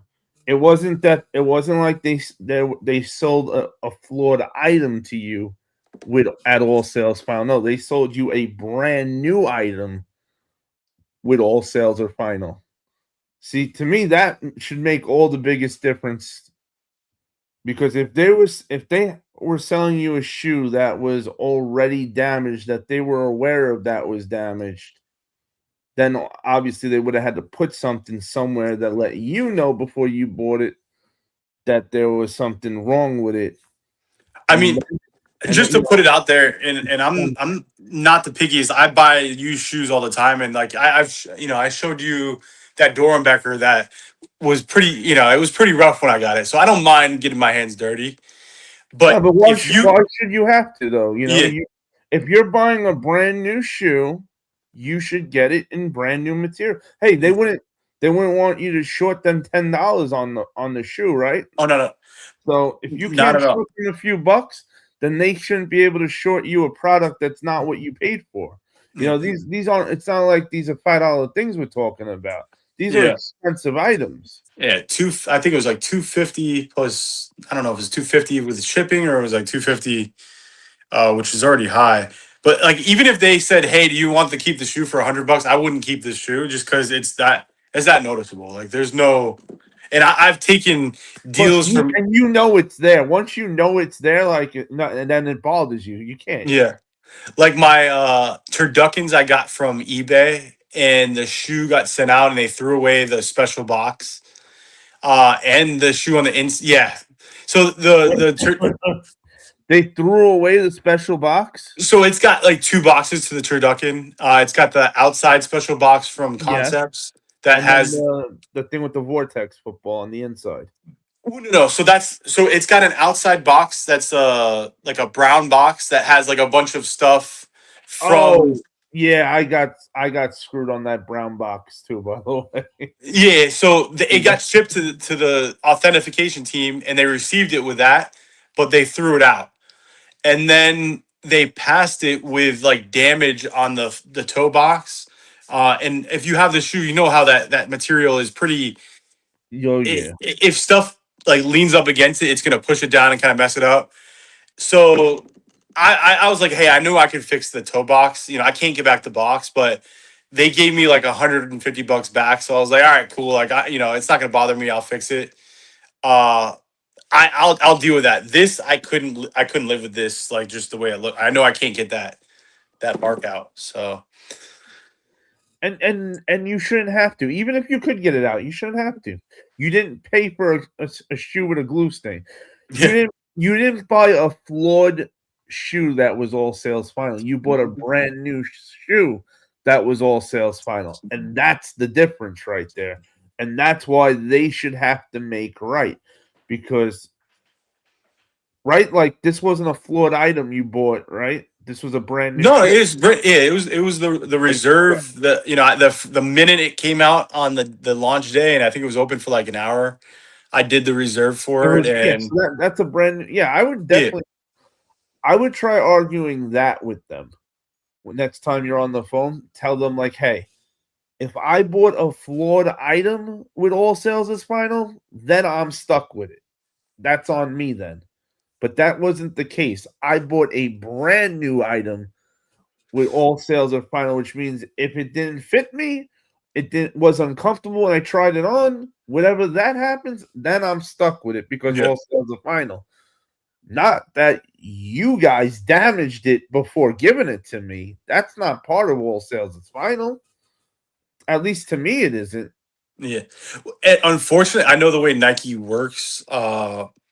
With the Levi's, you know the denims that had come out. What was it, like 6 months ago? I think it was at the beginning of the year. My one that I got my friend arrived damaged, and I had paid for it, and it was bad. It was one of the ones that had the mold all over it. Do you remember that shoe? So it was purchased from Levi's directly, not from Nike, on the EQL. And like I said, I paid for it, and no returns. There was nothing. Long story short, there was nothing I could do about that shoe, and the stains would not come out. So that shoe, we actually ended up tossing it away, and I went and did a chargeback to my credit card, and I'm like, all right, cool, I'm good, like, fine. Long story short, 3 months later, I get hit with the charge because they're like, oh, it's delivered, and there was nothing I could do, and I was kind of out of luck on that one. I'm kind of mad I threw away the shoes, or no, I mean they threw it out, but yeah, that was the story behind that, because that stuff, it was real from that. Originally, why they stopped them, it had the mold all over it, and it smelled bad, and we sent the pictures to Levi's, and Levi's, they wouldn't do nothing because it wasn't from Nike, it was from the Levi's EQL drop. So yeah. So like I could try to do, a chargeback, but they, most likely these big companies, they're gonna just win, and it's annoying as shit. Ghost, Yeah. what do you think on the all sales are final? If if the item you bought is supposed to be brand new, but you got the item damaged, do you think that is it the except? Because I would think that's the one exception to all sales are final. If you're buying, it should be, but they're gonna fall back to their disclaimer, all sales are final, which sucks. It sucks that they do that. I mean, if it's defective, the thing is you can't get another shoe because they were pre-orders. They were made to order. Absolutely. So it's not like you can go and exchange it for another one. Which I completely understand that, you're not going to get another shoe, but you should at least be able to get your money back since the item's damaged. I agree with that, but what do you think, Fred? So you know what's going on? Yeah, I mean, okay. I think a big company like Nike, they should actually try to honor it. But at the same time, I kind of knew, like, once I saw it as a pre-order, all sales final, that's a red flag right there. Unless you like really, really want the shoe, that flaws are going to be possibly part of it, and you're not going to get your money back. So that's the reason why I didn't go for it. But now, they don't put any of that though, right? In when you're buying it, like there's nothing about flaws, right? In the description, just says all sales final. You make the sale, you make the transaction, it's final, it's done. Yeah. Whereas, like, if you go to like an independent place that kind of stands by their work, it's a pre-order. All the sales are made to order.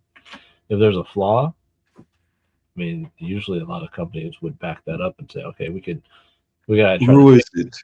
Yeah. Some of the skate shops, if you read the print, all those sales are final.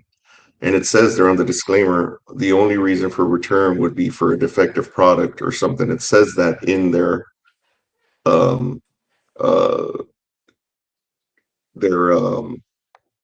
fine print.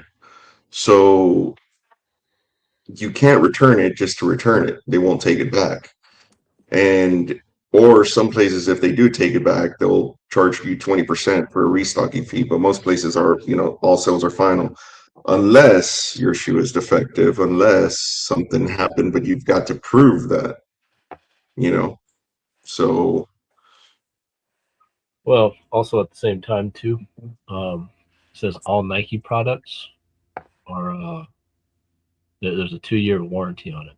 So if it becomes unglued or anything like that, even though it's past the 90 days to return it, you could actually go into the Nike store and say, hey, look, there's like glue stains all over this thing. This is pretty much a defect. And You know, if there's a 2-year warranty on a shoe, I would tend to think that you know, you could take it back and say, hey, this is not a quality product. So wait, if Nike if Nike on the phone won't do anything for him, do you think that's a route then maybe he should try doing, going to a Nike store and bringing it to them? They always say to call on the hotline first, but you can also talk to a manager. I always just talk to a manager, because if you know anything about commerce, is, you know, your product has to be 100% stood behind, and if you have flaws like that, I mean, that's grounds for, okay, yeah, I get it, all sales are final, but the thing is that with a defective product, you're going to tell me that, you know, I'm stuck with a defective product because Exactly. because your contract says all sales are final. Yeah, I mean, I could even get it if it showed up damaged from, you know, from the shipping, and then I go after the shipping company. But like here, I sent you a better video just right now on Instagram, where it you could kind of see it better, because like it depends on the lighting on how bad it actually is. And I truthfully don't know how this, like, anyone would have passed this shoe at all. Like to me it's mind blowing, like that. Like and I've seen some shoes pass that were, you know, that you say that have defects or whatnot, but I don't. My Travis Scott 4s had a big old thread hanging out from the back of the midsole, where the top meets the midsole. It kind of looked like a damn candle if I stood it upright. Oh yeah, look at that. Mm-hmm.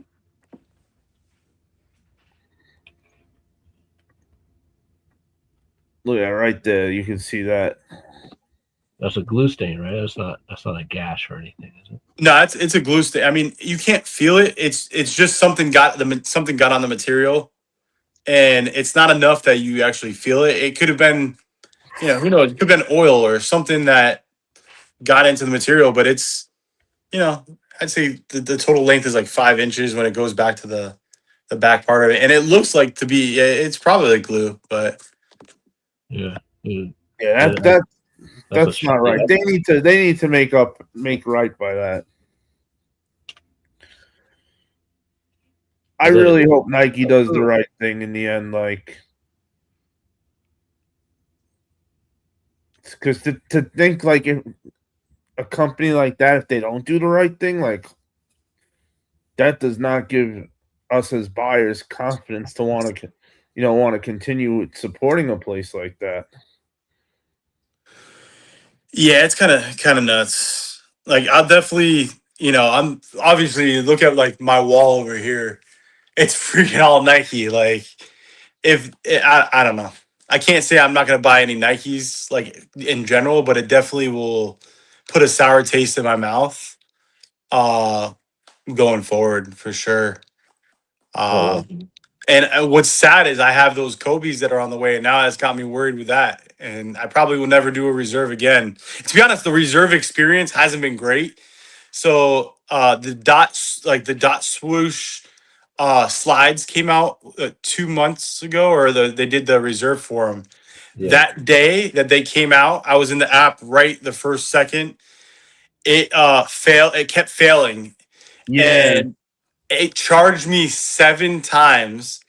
And then I had my friend try for me, and it charged him 6 times. Like, it kept charging. Like, it kept saying failed, not going through. So we're like, all right, let's keep trying it.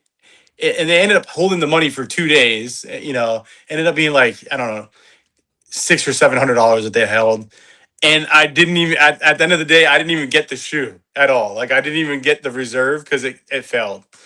So that was for just the sandals. But the rest of the time, the Kobe's and these went smooth. Like, I didn't have any problems. I wasn't expecting, to be honest. I was starting to I was going to do the video for these, and then I saw that mark on it, and that's kind of when I ended up calling Nike up. But I don't blame you. Like, how do you not call Nike up? It's ridiculous. You bought, these things are not cheap. these are expensive items. It's not like, all right, if they don't do, it's $5. No, these are expensive items. And at the end of the day, even if they give me back my money, they basically had free free interest for 4 months of my money. Not that it's going to be that much interest adding up, but think of what I could have done with $250. I could have flipped that into who knows what. But exactly, like, yeah, shit. I got people out here living in the woods, man. $250 would go a long way for them right now. yep. Like, But did you take a video of it of the unboxing like itself, like straight from the box? Yeah. Well, there you Oh, go. that's- There's video evidence right there. that's Yeah. real. Me, I would take that back to a Nike store and say, hey, look, check this video out. This is how it arrived. They give me a full refund on this, even though it's all sales final. I mean, you guys have to stand by your product. I mean, it says it on there. Well, Plus, they changed their verbiage. I really wish I could have recorded the people on the phone. No joke. When they're like, obviously they got to also follow probably what they were saying, but he was like, oh yeah, there's nothing I could do at this point, and blah blah blah. I was like, would you accept that if you spent 250 of your hard-earned dollars on something that came damaged? And then they gave me the mumbo jumbo and went around beat around the bush for a minute. I was like, no, but you didn't answer my question. If you spent $250, and this is when he already had seen the video and the picture of the shoe, and you got that shoe, would you accept it? And he was like, no, at that point. I was like, so why should I have to? You're damn right. And that's when he was like, oh, somebody will contact you in the next 3 business days. And I'm not going to promise that anything's going to happen, but because all sales are final. And he kept repeating all sales are final. Which probably just made you get madder and madder each time. Because I know I'm just thinking of this guy continually saying that to you, and I just want to choke him more and more and more and more. When I made the video and I put on the story, literally I was on hold with Nike as I'm filming it, and then the girl in between, I had to record it a couple different times because I went from the girl to her supervisor, and then I didn't get anywhere. But I'm sorry this video turned into a shoe discussion about my damaged shoe though. But it's all right. Yeah. No, I mean, Nike needs to do right, bro. That's at the end of the day, they need to make up for that. That's not cool. Like, this was not a cheap thing. And honestly, you know what? I don't even care if it was $5. You didn't buy damaged goods. Yeah. So shouldn't be expensive. I get the whole all sales are final, but that's not. There's got to be exceptions to that. Exactly. Mm-hmm. And honestly, the only exception I would have thought to all sales is final is if they damaged it before and then sold it to you and then sent it to you. Because you know what? If it was over the shipping, you would have had to go, you would have had to go after whatever shipping service it was, which is a pain in the ass also on its own, but they would have got out of it that way, and you would have had to go after, say, UPS, for an example, or whatever. Yeah, but unfortunately, Nike is such a huge corporation that you could threaten to call the Better Business Bureau on them if you wanted to. But you know what? That might really be what that might have to be the worst case scenario. I mean, I told him I was going to make a video, and he kind of like giggled, like, "Yeah, who cares? Like, if you're going to make a video, not that I'm anybody anyway, but yeah, all it takes is one right person to see the video I made, right, and hopefully." And I went and wrote right away on the Dot Swoosh page, and I know they see that stuff because they definitely never know if that video is going to be the video that goes viral, and if it goes viral, they're in trouble. Yeah. When they call you back in 3 days, the first thing to do when you're on the phone with them, I would like to know who I'm talking to. Get their name also. Mm-hmm. So that way if it doesn't no, they're not going to call me. They said they're going to be emailing me. I'm not even worth the callback. It was an email back. I hate that shit. Yeah. They're gonna point, I hate this at era. this point, I would charge that crap back. Send I my I'm also video. gonna look too because hold on one second. I'm in my app here. I don't. Can you still hear me when I go out of the app? Yeah. All right. So if I go to my, I had gotten rid of my old bank account, and if it's on that bank account, if I did it, I can't even do a chargeback at this point because I left the company that I was at and closed the account. Yep, that sounds like something that would happen to me. That would, You know, you don't think, you my know, kind of luck right there. reserve. Let's see. Well, that Actually, means if you were to get a refund, you can't even get your refund unless it's by cash. yeah. But I think we're in good hands. Let me see. Let me check. Yeah, Hopefully, what happens then if they are gonna send you one? I'm looking for the card number. The card number sounds familiar. Yeah, we're good. All right. So it's a card that it's my bank that I use now. So it must have happened right after that. So yeah, we're solid on that. So I'm gonna call them up right first thing in the morning. Yeah, And You gotta, because that's bullshit. Like, yeah, and I can provide the pictures and the video and even the unboxing of it and kind of go from there. this is what I would do. I would say, okay, you got two options. One, I already showed all the evidence to my bank, and they're going to stand behind me on this because they deem it a defective product. I would just bullshit my way through it. So if you really want your money back, so you give them two options. One, I could take this back to a Nike store. You can give me clearance on that. So that way I could have an easy return with them. They know what the situation is. Or two, I could do a chargeback and I'll keep the damn shoe. So you really have a choice. That's what I would do. I've done that before. Mm. I just don't have faith. It's Capital One, and it's the same bank that with the Levi's I was just talking about that randomly I got hit last week with. And there's nothing. They're like, hey, there's nothing that we could do to fight it. So it's not like I know American Express doesn't put up with that, but Capital One, they're like, oh, I'm sorry, you know. You should tag Samuel L. Jackson and say this is the credit card company that you're actually vouching for. And that was one of those things. You know, it was like you said, what is that commercial or like that thing from back in the day? Set it and forget it. Like it was like it happened. You know, this was back in like February, and I didn't even think about it again because literally the shoes were damaged. I got it. I got the money back, and my friend, like I said, like they smelled and they had that stuff on it. So I was like, just chuck them out, and because they tried to get it out, and throughout the box, that was on them. I don't. They might not even have thrown it out. Who knows?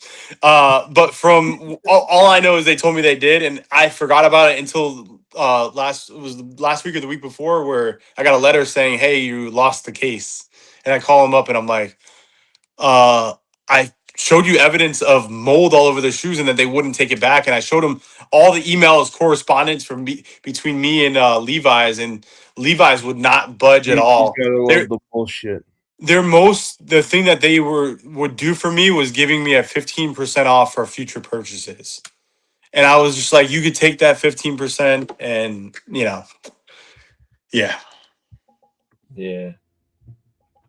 Rami said I ordered the GT Ultraman for someone, and that person decided not to pay me, so I contacted Nike and told them it was fraud. They said they would have someone contact me in 3 days, an elite team. Even though they said it was final sale, it's not always. They ended up refunding me my issue on the reserve after waiting 3 days for them to email me from their elite team. Yeah, well, hopefully that's before the order actually shipped out, right? Rami, did you see the damage on the shoe? Like, that's crazy. You know what? I would wait now and see what happens before I do the problem is if I do the chargeback, and I've learned this in the past, they won't talk to you anymore as soon as they find out. Yeah. So I might want to just wait. If you could do a chargeback, I'd do that right away. Well, that's the thing though. If having habits of doing chargebacks. You know, It doesn't it's look already, good. yeah, it's already like what's going to be what, twice in a year. Yeah. Yeah. Oh, you Well, yeah, did, because the Levi's and then with oh, you this. did it for the Levi's, all right. All right, so yeah, then I wouldn't do it. I'm thinking like this would if you just do it this one time only, but I forgot you did it for the Levi's. That's right. Well, yeah. Well, hopefully you still have those Levi's. So you can just pour bleach all over it now. No, they weren't mine. They were a gift I got somebody. So I just paid. I won the EQL and I had sent it to them. It was a family member, and no. they arrived, and that's when like during the time where they canceled the sneakers, Yeah. and then they literally showed up to their house, and then exactly like the pictures that you saw. I think I have them somewhere. Were exactly the way those looked, and they had like a pretty strong. And this is all what I'm hearing from my family member. A very strong smell that wasn't pleasant. Yeah. And yeah. Yeah. That wasn't ooh. Yeah. Yeah. I mean, I have that problem with some of my shoes here too. Had to dunk some in bleach and everything like that. Just That's wild. yeah. And what's crazy is I got mine and mine had no problems. I got mine from the sneakers app. So yeah, it's crazy the way, it's the luck of the draw when it comes to that for sure. If it was the same, was it the same size that you ordered off sneakers? Same style, same style code too? No, it wasn't. Same style code, different size. So mine is a size 11. That was a 10.5. Oh, see, this is what I would have done. Oh, return the other one. It said it was like the wrong size or something. Yeah, you guys actually shipped me the wrong size, and plus these are moldy. So yeah, and it was two different. I didn't, dude. I gotta start thinking outside the box like that. That was a good one for sure. Yeah, I've done that with some Kobe's where I get it somewhere cheaper, and then I take it back to Nike and say, "Hey, you guys gave me the wrong size on this. I don't know what the hell is going on." And we all know, like Nike's Nike's QC is not the best. Like these are the Travs from a lot, many years ago, and they have literally a glue stain right there. You can see it, and that will never come out. But it's a Grail, and this I got this. This was secondhand. This is a shoe that I got from my buddy, or actually, that I cleaned up for him. It was beat, and I brought it back to life. But the bottoms of it are nice and clean and crispy.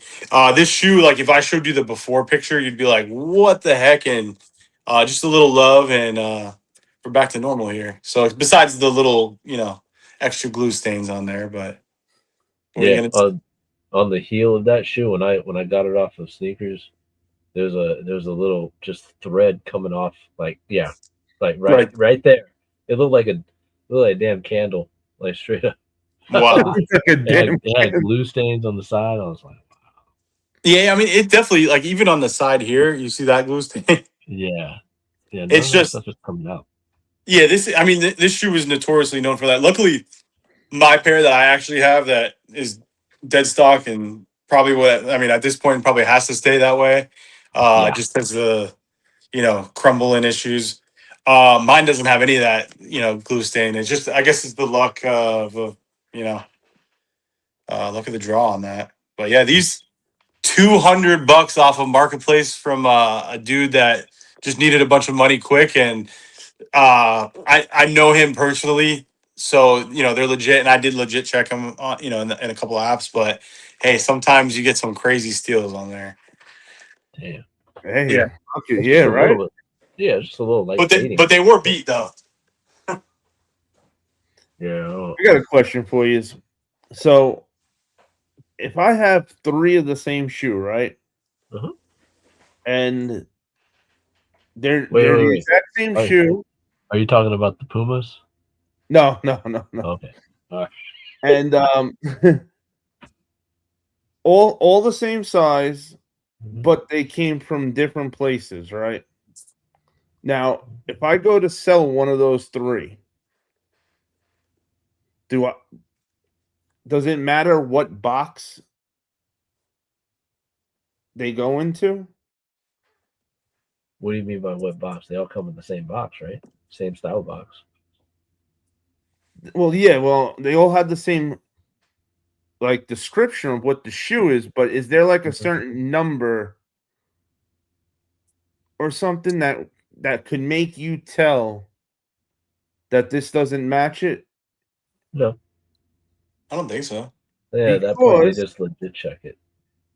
Because I got rid of one of my pair of black cement 3s Okay. actually from at stock with StockX, Yeah. and I got it. I'm expecting them to pay me out for it, and instead I got it back today, and it said that it failed verification. And I'm like, how the hell could it fail verification? Did you get an email saying that failed verification? No, they didn't even send me an email. They sent me my shoe back, and then once because I was shocked today. I'm like, I didn't order any shoes. Why did a shoe come in? I look and I'm like, wait a minute, this is my shoe. So I ran to the StockX app to see. Yeah. But you got lucky. You heard the new thing that's happening with what's StockX? pending. Instead, I looked it up and it said failed verification. I'm like, how the fuck is it failed verification? I got it at Foot Locker. Have you heard the new thing that's been happening with StockX? And I guess, so there's been a handful of instances where if your shoe fails or an item fails, they discard of it and they don't send it back. And there's a person that got. I'll be driving out to StockX with a hammer. So the shoe that was in question was a pair of Cause that the guy bought years ago, the Jordan 4 Cause. Mm-hmm. That's like a $1,000 shoe, I guess. I would probably say, and it failed. And basically, for like they were going back and forth from like they were like, "Hey, you're not getting it back." And I guess in 2021 they changed their user agreement where it says that they don't have to if it fails. And most of the time they are sending it back, but they don't have to. So in that case, after weeks and him pretty much having to get like a lawyer to write stuff for him, and the only way they were to actually give him his shoe back is he had to find his original receipt from 10 years ago or whatever, whenever that shoe came out, and send it to them for them to actually give him his shoe back. And they've done this. Oh, that's insane. A guy was saying it for his Virgil shirt, not Virgil, the Nigel shirt, the brick after brick. It failed that he got from sneakers, and they discarded of his shirt. So, well, you know what? No more StockX selling. yeah, I took my items off of I'm StockX immediately after I found that out. Like, and I want them to come out and obviously say what's going on, and that's the problem. None of us read those changes to an agreement when they come out, and it was implemented years ago. And I've had shoes that I've sold since then to them. Haven't had any problems, but you never know. Imagine if This is the first time I ever had a problem with them. Like the funny thing is, everything I had pending, like that they had to still pay me, magically everything went through right before I got that shoe from in the mail. Oh man. That and it was stuff that I actually should have still been pending, but I don't know. Yeah, imagine they didn't send it back and they were like holding it, and they're like, "Hey, you're not gonna get that shoe back." It came up that it's fake. How and on the top of it, it's a real item. Like, Yeah. where do you draw the line? Every which way. Yeah, where can you draw the line of them just saying, "Oh yeah, it wasn't real." Sorry. Imagine if you're one of the authenticators. Hey, it wasn't real, so I discarded it. And I'm pretty sure I should have a record of it in the apps. Because when you buy these shoes, there's always a record of everything you bought. See, the whole receipt, I mean, to me, it makes no sense because guess what you could do? I could have bought the real shoe and then bought 10 fakes and showed 10 other people that same receipt. Mm-hmm. Like, what does the receipt really do? It doesn't have a serial number on it. Like people doing shit like that with the reimagined Jordan with the Chicago ones when they had all those molded pairs that they weren't even checking, they were just giving refunds. People were taking fakes and putting them in the real box. Yeah, you gotta watch out and get refund, and they were getting refunded.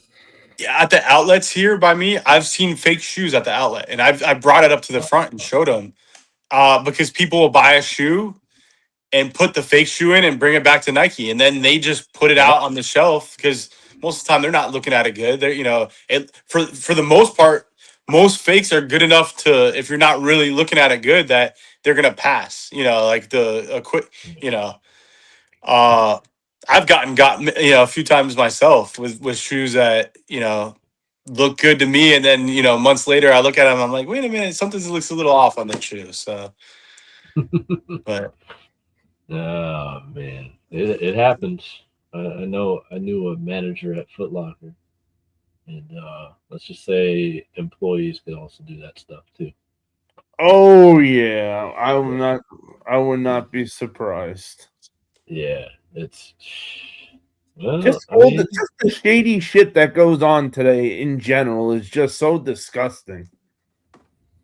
well, yeah. I think it's going to get worse now because for just that instance that StockX would just say go, oh, but it's not authenticated by us. It's it's not passing, so we're just going to keep it.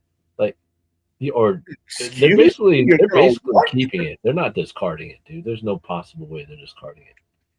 They're keeping it. I can't imagine how bad I would be. I'm ready to call them about sending my shoe back at this point. Shoot. I'm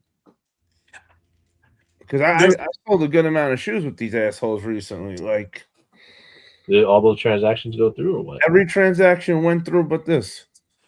And what's crazy, it's not just them. I mean, I'll give you an instance with eBay.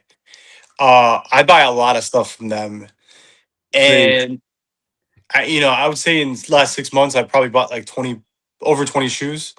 Mm-hmm. And in the last 6 months alone, I've had 5 issues with the authentication team of stuff that shouldn't have passed. Oh wow! The most recent being last week, they actually passed a shoe that was the wrong size, and they passed it through. So yeah, it wasn't like off like by a lot. It was a 10 and I ordered a 10.5 and it was a 10, and they passed it through. And I get the shoe that showed up the other day. It was Arcs and Rec SB, and I got it for a crazy deal, brand new pair. I paid $90 for it. So I was like, cool. It shows up. I'm like, what the heck is a 10 doing here? It's supposed to be a 10.5. And I call up eBay. They fixed it. I wouldn't say they fixed it. They said I could either return it or they'll give me $40 credit. So I was like, all right, cool. The shoe's gonna be a little tight. It'll work. So I paid out. Yeah, but then the ones that were a little crazy were I had 2. The original one happened back in January. It was and I brought this up. I think it was the shoe that was on the original battle that I did. It was the Overgrown, the CPFM.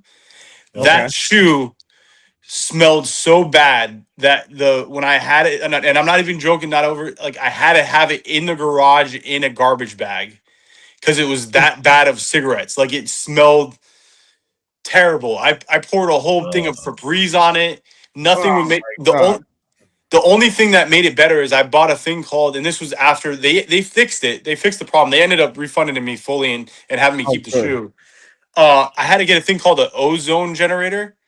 Okay. It's a machine where you sit it inside a sealed area and it sucks out any oxygen and it gets rid of smell. It worked, but it took like 10 tries when a normal thing would take 1. And I've had 2 other instances of things smelling like the green stuff, we'll call it that way, of brand new shoes showing up. And I'm talking about like you open the box, you're like, oh man, those are easy. Those will go in the ozone generator, and, get rid of it in 15 minutes. But yeah, the last was the Concepts one that showed up and they got rid of the box. And oh yeah, but I kind of got sidetracked there. But the thing where I say where it's like hit or miss, and it depends on the person, the day. I bought a card through eBay 2 years ago. The card arrived. I put it in my safe. It sat there for 2 years, and then it went up in value. So I was like, let me sell the card. So I take it out. I use the original pictures that it was from the listing because I had saved them. Original description, everything from the original, and just copied it over. Sold the card. It arrived to them. They're like, hey, this card that you sent us is not a what the heck is the name of it? Is not pristine. I think it's pristine. There's like 3 different levels. It's like the top level of the card, which is pristine, and then you have excellent below it. So I bought the pristine card, the top of the line one, and when they got it, they're like, it failed authentication because it's an excellent card, not pristine. I think, and I'm using the wrong terms, but I'm like, Fucking A. I bought this card from y'all, and I've never taken it out of the package that you guys. It was in the original sealed eBay with the void if open. It was inside that, and I never had taken it out. And they sent me the card back. I literally relisted it a week later and put excellent and sold it back to the another person. And at that point, just But it's ridiculous that you had to do this. Like you bought it pristine, but now that you go to sell it, it's excellent. What kind of half-ass shit is going on in this world? This is that so bad as SpongeBob. Damn it! Well, the crazy part, I made more money when I sold it as excellent than I did as the I made. Well, at least that worked out. That's good. Yeah, so I think I paid originally for the card like $75. It was a Brees Hall signed card, a 1 of 1, and I got it for a really good deal. And then it was going for $300. I think is what I sold it, and then I resold it for $350. So hey, let's go. Yeah. Hey, at least you got paid for your time and the inconvenience of the bullshit. Yeah. But then I felt bad. Is like, I don't, for one, I have 100% rating on my eBay. Never had problems. Yeah, And it's not a good look. It. Like, I'm apologizing to the guy. I'm like, hey, listen, like, I'll send you the original listing that I bought it from, and nothing has changed. And he was like, hey, dude, there's nothing on you. I'm not mad at you at all. And he gave me a good rating and everything. That's all. See, I take that shit very seriously too, because when I buy something, if you don't have 100% rating, I won't buy from you. Yeah, and same here. It's like I've had that account since I think, Jesus, 2000. Every time I call them, they're like, "Oh, you've had your account for 25 years." I was like, "Yeah," and you're treating me like crap. Like, Damn. Read Same it back, here. you son of a bitch. 25 years now. Treat me like that. yeah, and that. And they originally were trying to charge me because I always promote my listings. They were trying to double charge me for the promotion, and they refunded me back. But yeah, I had a. Do you ever sell it without promoting it? I always promote it too when I sell on eBay. I'm like afraid to not do it at this point. The problem is yes and no. I have ways to work around that, and we could talk offline. Gotcha. But most of the time your stuff like won't move. Like I've had stuff that has been on there for a long time, not promoted, and has 10 views. And if I promote it tomorrow, it'll have 50, but should I have to, between them already charging 13%. It's crazy. Yeah. And then you want another 12, most of the time it's at between 11 to 13 is what they want on top of that. So you're losing so much money just to sell on their platform. To be honest, it's a ripoff. Like it's gotten so expensive to sell on there that I rather deal with even though dealing with marketplace is not fun either. Like nope. It's yeah. That's why I like doing trades. To be honest, that's where I've had my biggest luck on everything, and like the Grateful Dead trade, any of my big shoes it all came from trades. That's awesome. Yeah. But yeah, it's yeah. I mean, I'll promote it for like one day and then I'll take it off promotion. But do you believe? All right, so I've done that before, and then they said the person that bought the item saw it through the promoted listing days before, and I was like, how can I prove that? There's not. There's not really a what a great loophole for those sons of bitches, right? I mean, I'll give you my loophole: create 2 listings and then send an offer out on the second listing that's not promoted. Oh man, yeah. I just at this point it's more headache than it's worth, you know. But Right? I just want to get rid of the shit and get money. I don't want the headache. I hate this shit. yeah, now you got to worry about StockX. You got to worry about, I mean, eBay doesn't even send out coupons anymore. They used to send out. Yo, what happened to the coupons? I would love to know. That's when I used to buy most of my shoes off of eBay. I used to get all those good coupons. Yeah, give you like 20% $100 if you spend $300 or more. Like, yeah. Yeah, I mean, I'm just looking at my wall and I'm like, eBay. You know, a couple stock. I mean, to be honest, I've had bad luck with StockX. Like the Spider friends and family, and it wasn't even StockX's fault. Although it kind, they shipped a plexiglass box with no styrofoam in it. Like they literally just put the plexiglass in a cardboard box, and it got hit from FedEx and came cracked. And their resolution was to give me $30 credit on a friends and family box. Like, I was just at that point, I was just like, yeah, whatever. You gotta eat it, and go with the punches on that one. Yeah. Just because that box, like the week after, I bought the spiders So annoying. for $400, and then they went up to 1,000. So like there was no like if I send you the shoe back, you're making more money. Damaged, of course, it's now gonna skyrocket. Yeah.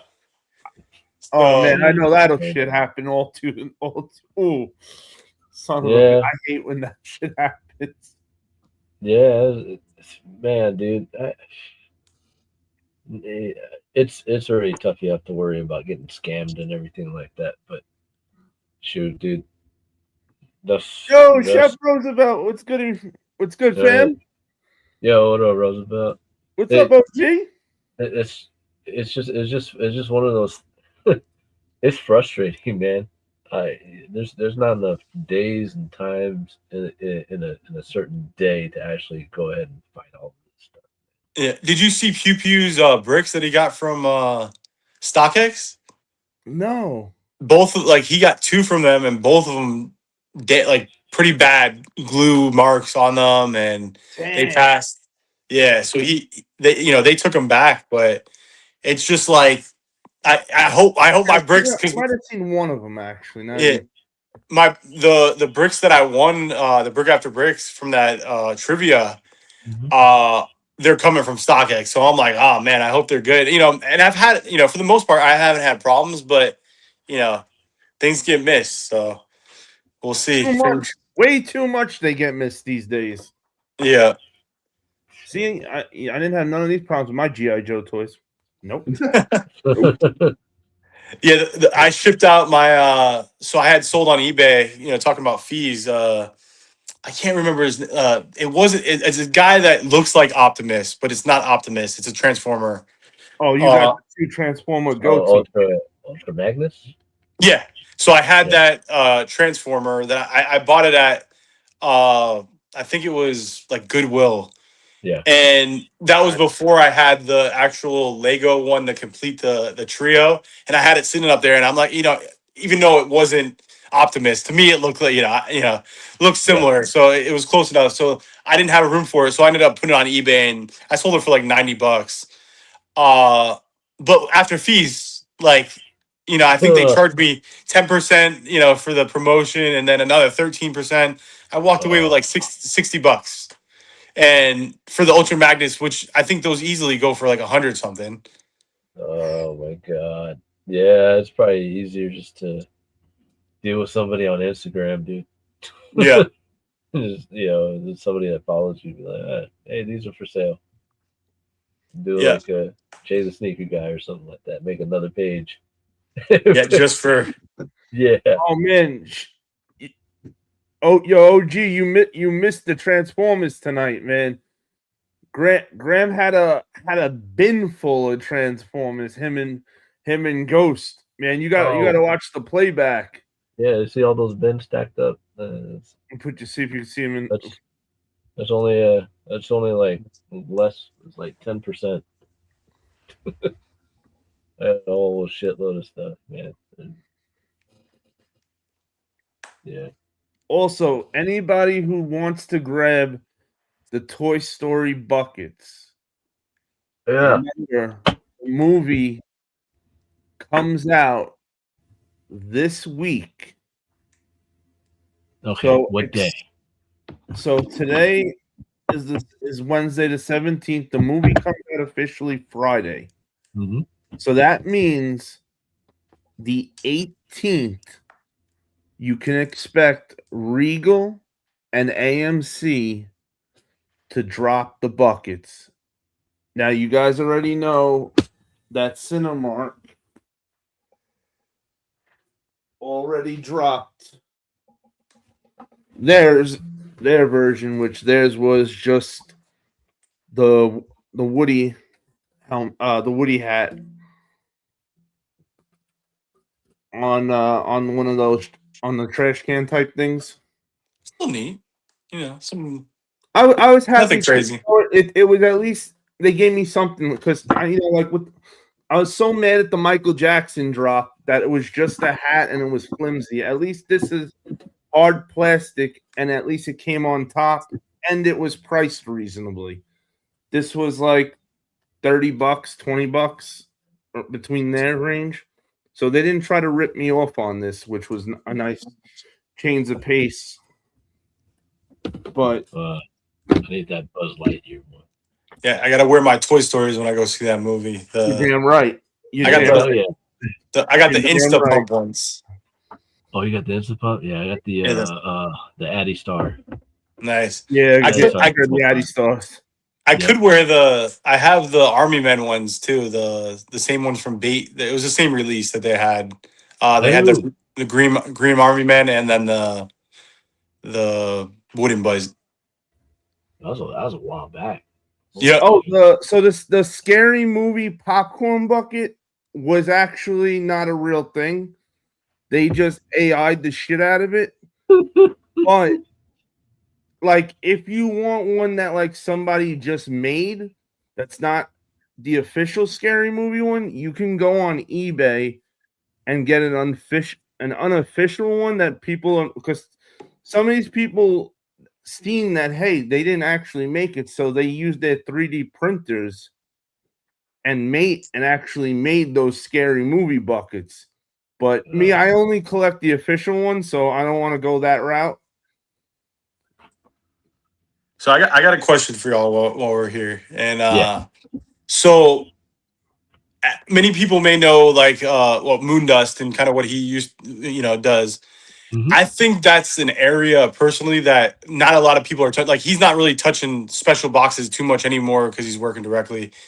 But I'm trying to like figure out a way where I could do something similar on a smaller quantity to start off with. And like I designed, for the Teen Gins, that box.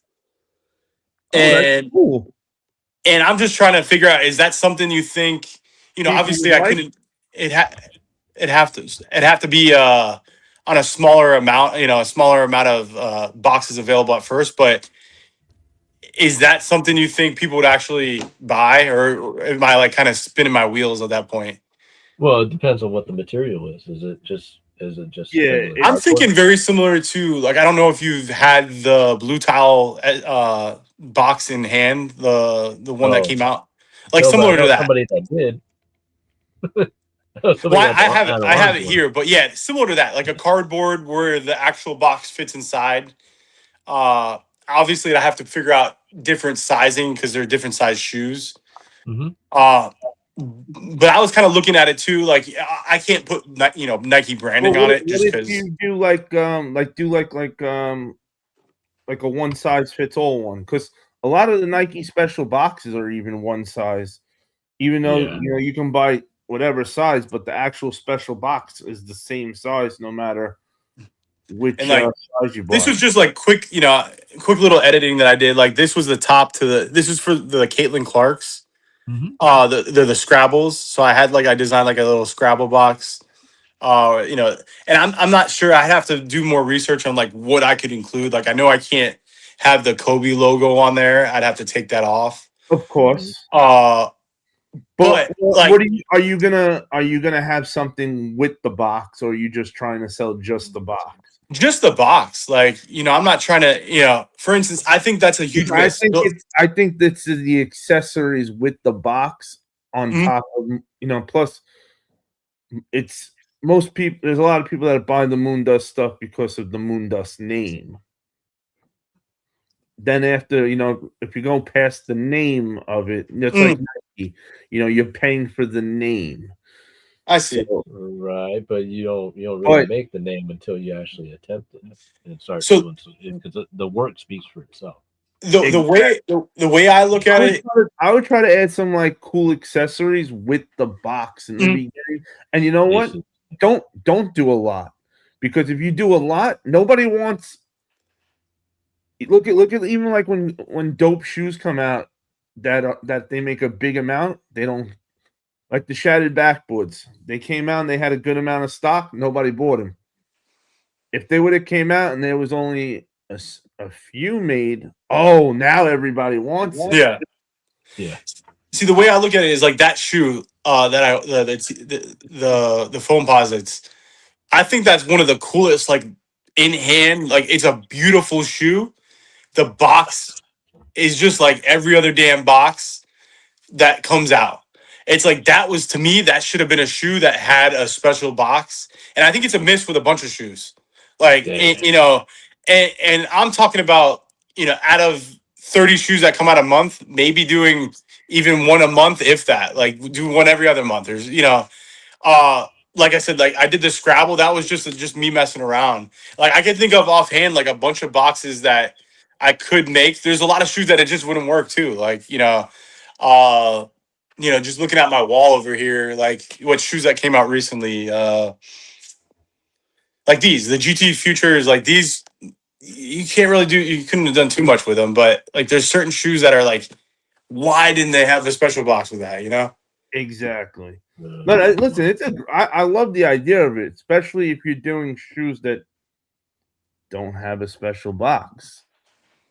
Yeah, I'm not trying to compete with any, I would just think about maybe adding some like little accessories with it. See what accessories you can get that go with the theme that you can get for a good price, so that way that in the end it makes sense that you're making a profit. Yeah. The first place what I have to do now is because I went to a couple of different printing places. They wanted 250 minimum at like $9 a pop, and I'm like, that's a huge just upfront to not even know if it. I was talking about doing like maybe 50 for the first run and see how it goes. And then on the next shoe, hey, kind of go from there and just see how it is. To be honest, I wouldn't mind doing a couple just for me and giving out to the, the people, in our group that have that shoe that would enjoy it. And then at that point, people are posting it, and that's when you get, there you go. Oh crap! Where did you get this? Where'd you get that from? Exactly. Let's see here. I have about 250. Okay, so.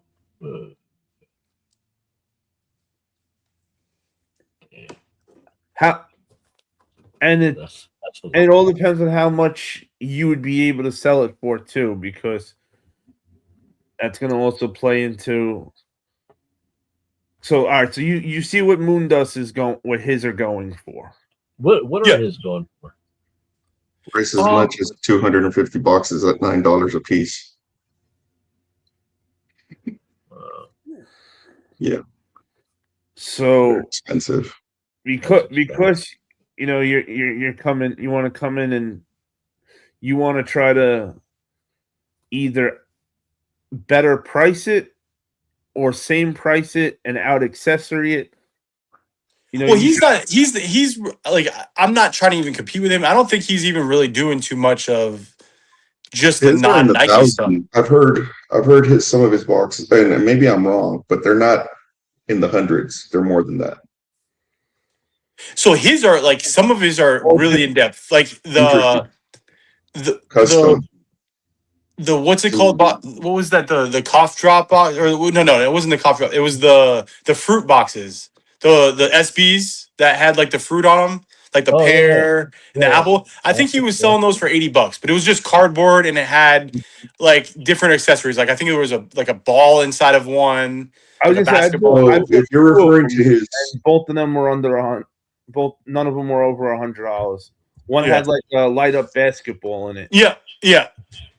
and the other one had a video game system. Now, oh yeah, if you're referring to those, but when you say boxes, like the ones he makes, those are you know, I'm not trying to do that. I'm trying yeah, to, you know, those at first, those are insane. those are he does commission work also. I mean, you know, they request a certain special box. I mean, and they're ridiculous. I mean, he's very, very talented. I mean, if you can afford one and I mean, they're worth whatever you want to pay for them, you know. And you can charge whatever he wants for them. But if you're referring to just like the standard boxes that he creates, like for the shoe boxes, just like the regular ones that are okay. I don't know how much those go for. He's a good example to look as like the blueprint for, because you know you just got to say to yourself, well, what would make someone say so that I got to make people say, hey, I want to buy his box too. You don't want any, you know, because you don't want them to be like, you know what, I'm gonna wait. I would rather just wait till Moondust drops in instead. Yeah. Well, I don't think it's like, I wouldn't even call it like his competition, because he's doing Nike stuff now. And I think he's doing Jordan. You know, So he's not, you know, he's in a whole different, yeah. and you know, I wouldn't even box myself into just Nike. There's so many other brands that, you know, you could probably do something really cool with what was it, those Vans that came out that had all the gems on it pretty recently. Like doing some cool design with that. You know, I'm not saying you have to put like any gems on the outside, but you can make it look kind of cool. Or you could do something, you know, there's many other brands and different other shoes that I could think of that I wouldn't want to box myself. There's a lot of people that love special shit. I love my special boxes. Yeah, that's why I have that passion, is because literally behind, you know, this whole wall, the only reason why, and there's some that aren't like, we'll call it special boxes, but in my mind they're the closest thing. So if I go over here, you know, you have the concept special box. The jaw box is different up top, so you don't, you know, it's the briefcase up there. Then you got the Pikachu, not a special box, but really cool. The blue tile, and we got the Lego here. Of course, the Reebok is definitely cooler than the Jaw 3, but the Jaw 3 is still kind of cool. Reebok. Then you got the Tally, and Adidas collab with Mickey Mouse's 3D, and then the Stranger Things stuff, and then the rest of the concepts and stained glass concepts and Virgils. So I'm all about, like, I'm big on the special boxes and shut off my camera there. And I think it's like a huge part of, you know, collecting. I don't know. To me, it's just, you see it and you're like, oh, cool, that's such a cool shoe. And that's the biggest miss to me. That's what drove me, is when I opened that shoe for the HUNTiNGGG, and I don't know if I'm pronouncing it wrong, but that, I was just like, wow, that's a huge miss. This shoe could be on the next level if it had that box. Yeah. Absolutely. Now, Ghost and Grim, let me ask you guys this: would you think it would be better for him to have the box before the shoe comes out, or the same day as the shoe comes out? Say. I would say after, because I mean, you could have a whole bunch of people buying those boxes. I mean, yeah, I guess you could do it. What do you think would be the best time to buy it? Because obviously, you know, he's doing a shoe that he knows for a fact isn't going to have a special box. So it's not like the buyer's going to say, well, let me wait and see what the box looks like. It'll be, you know, it's known that the box is going to suck ass already. Ideally, I'd probably do it like 3 days after the release date, while it's still fresh. Because I think that's going to be the biggest thing, is you need to strike at the right time, because a lot of kids today, they get the shoe after a week. It's all right, next. Unless coming out those now? guys that like to put it on display and never seen it be talked about again. Like, yeah. you know, like I'd love to be grabbing people and tell them, hey, show me shoes from 3 months ago that you got. Show me shoes 5 months ago you got. So think about it. I mean, so far this year for the SBs, right? Mhm. There's been what we'll call it 4 big releases for the SBs. I would say you have your Blue Tile, you have your I wouldn't even call the Muni Passes a big one. We'll call it the Deshaun Jordans, the what is it, the Tum Sum, Hold on. and then You already lost, bro. You already lost. Give it up with your Spurs, bro. You already lost. and then the last one was the notes, which they did have a special container, which mine is in England right now at the transfer center to come to the States. I got one. So yeah, For the main event. Now here, look, you got the opposite. You got the opposite point of view from someone.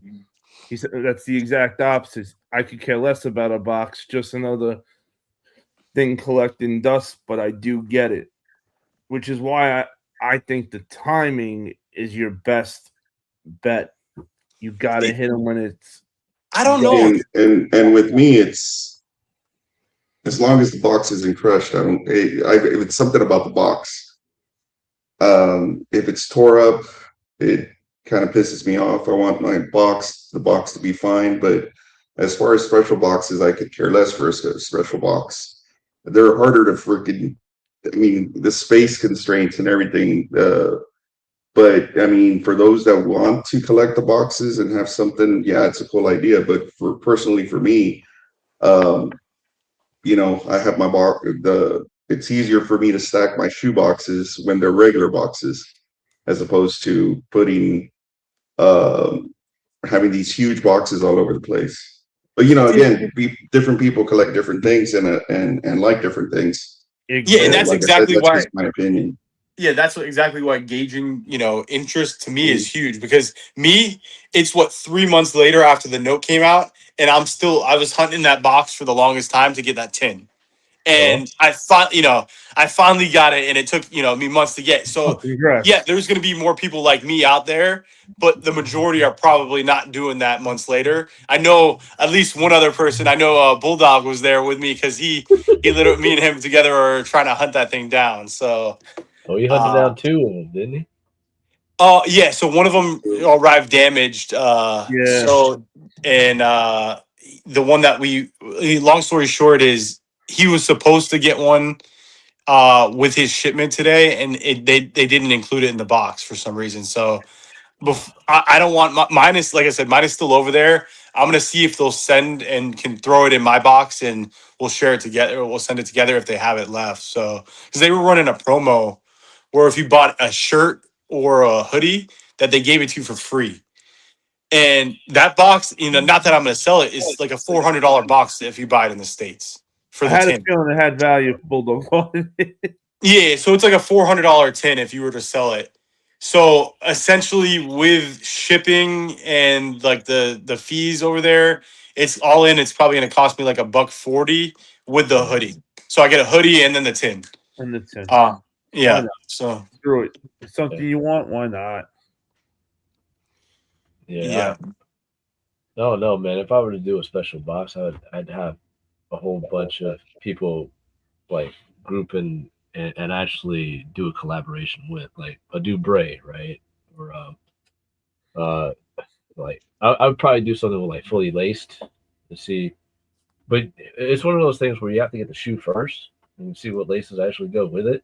Yeah. Right. And not everybody's gonna agree with you. Like I posted the video of the Gratefuls today, and a lot of people didn't like my lace swap, But hey, I like it. It's and then to be honest, the other one I posted, just to kind of stir some more feathers, I posted the one with the what is it, the tie dye, and that was kind of just a. Hey, I do things different. I don't do it because other people like it. I do it because if I like there it, you go.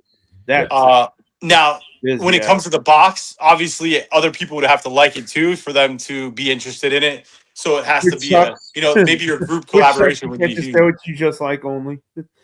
Yeah. Well, bring up that tangent box again. Yeah. Cause man, I want that damn shoe. Tell the truth, Graham. It would be dinosaur related. Well, I mean, it's got scales on there, but I think less scales would be better. I think the pattern is, yeah. So, yeah, for me, I would do the lid a little bit bigger and make the patterns on the lid more, and then make the bottom like the neon green. Now, where you only see a portion of it. You know. Now, a question for you: do you typically, like, for instance, the box from Blue Tile that opens up and it's one piece? Would you rather have one piece or like a 2-piece box where it's like a separate lid that comes off the top, or that doesn't matter? I like the separate lid. I don't really like the flip top. I like separate lids. Yeah. Yeah, Just I'd rather separate take lids. it off, put it underneath. You know, Yeah, for the as tangent, opposed to having it. I don't have to worry about it Yeah. ripping or breaking. Yeah, I wouldn't go with like the Jordan 1 lid. I would go with like the Jordan 3 lid where it's bigger. Open. Yeah, it flips open, and you could do more patterns on the actual like lid itself. And then you know, I keep the bottom like, you know, almost like that, you know, glow in the dark type of green that it has on that shoe. That's what I would do on it. And you have to incorporate some kind of gold on it. That's just like an Asian thing.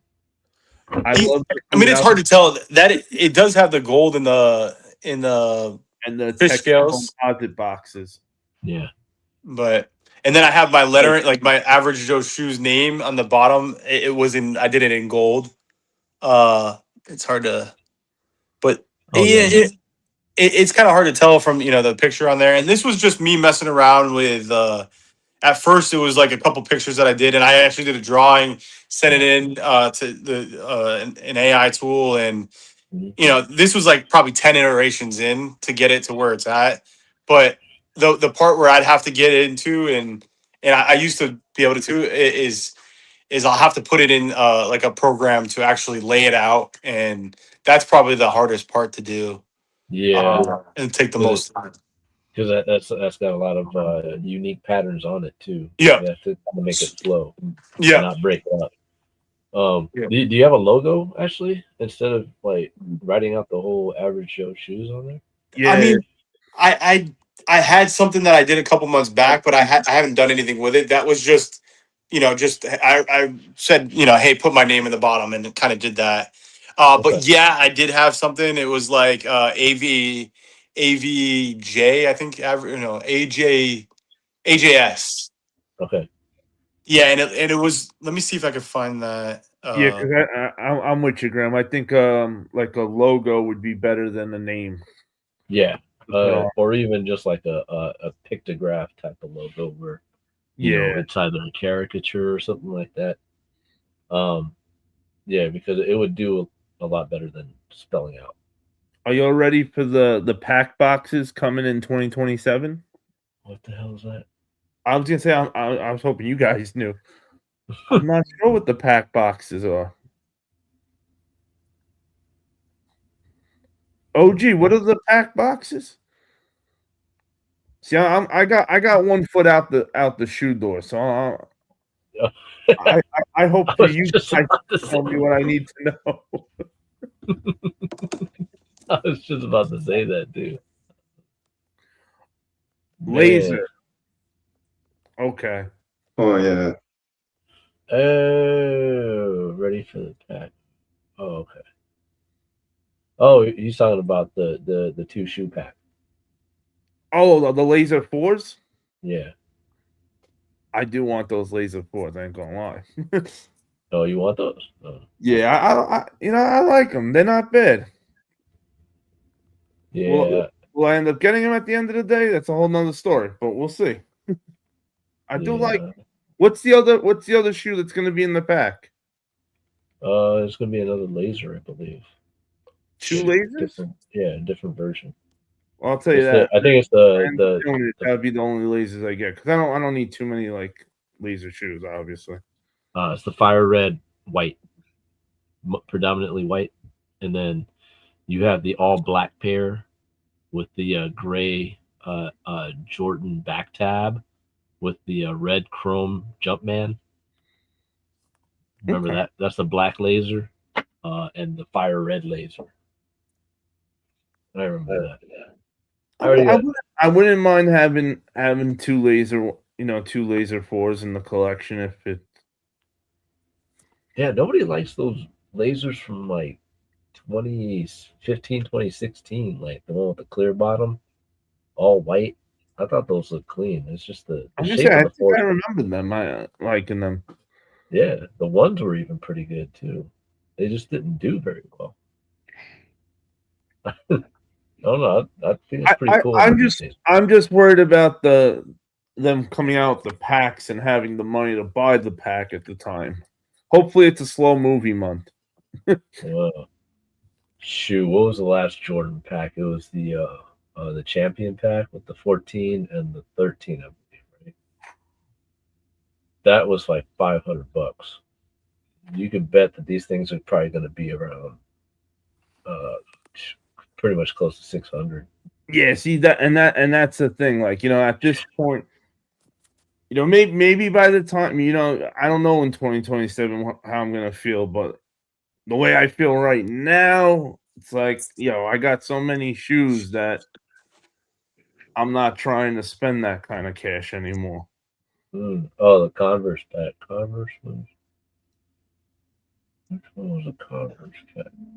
Oh, Converse pack. Okay. I'm all for that because I can pass on that. I got the only Converse shoe I truly want, I got already. And that's my 1997 Dennis Rodman's. Yes, Now, if Converse remade those bad boys, I'd be on them in a hot. That would be a double up. I would even double up on those. Because I know I'd wear the shit out of my Dennis. I love my Dennis Rodman's. Yeah. I like my Air Darwins too, man. But it is. I found the logo. I don't. Ghost, we're about to call right now anyway. Let me just let him show us the logo, then we're gonna call it. Oh, okay. Yeah. That was kind of what I made a while back. Because I designed basically I was thinking outside the box. I was like, hey, you gotta do a shirt. And the Halloween Jordan, what is it, the Jordan 5s that are coming out this year? Yes. Mm-hmm. So I had done like a shirt that I was thinking about doing that glows in the dark with it. And I'm trying to think of ahead of time to make something that'll work and that glows in the dark. And I haven't done it yet. It was just kind of an idea that I had brought up, and I was like, it's not a bad idea at all. Yeah.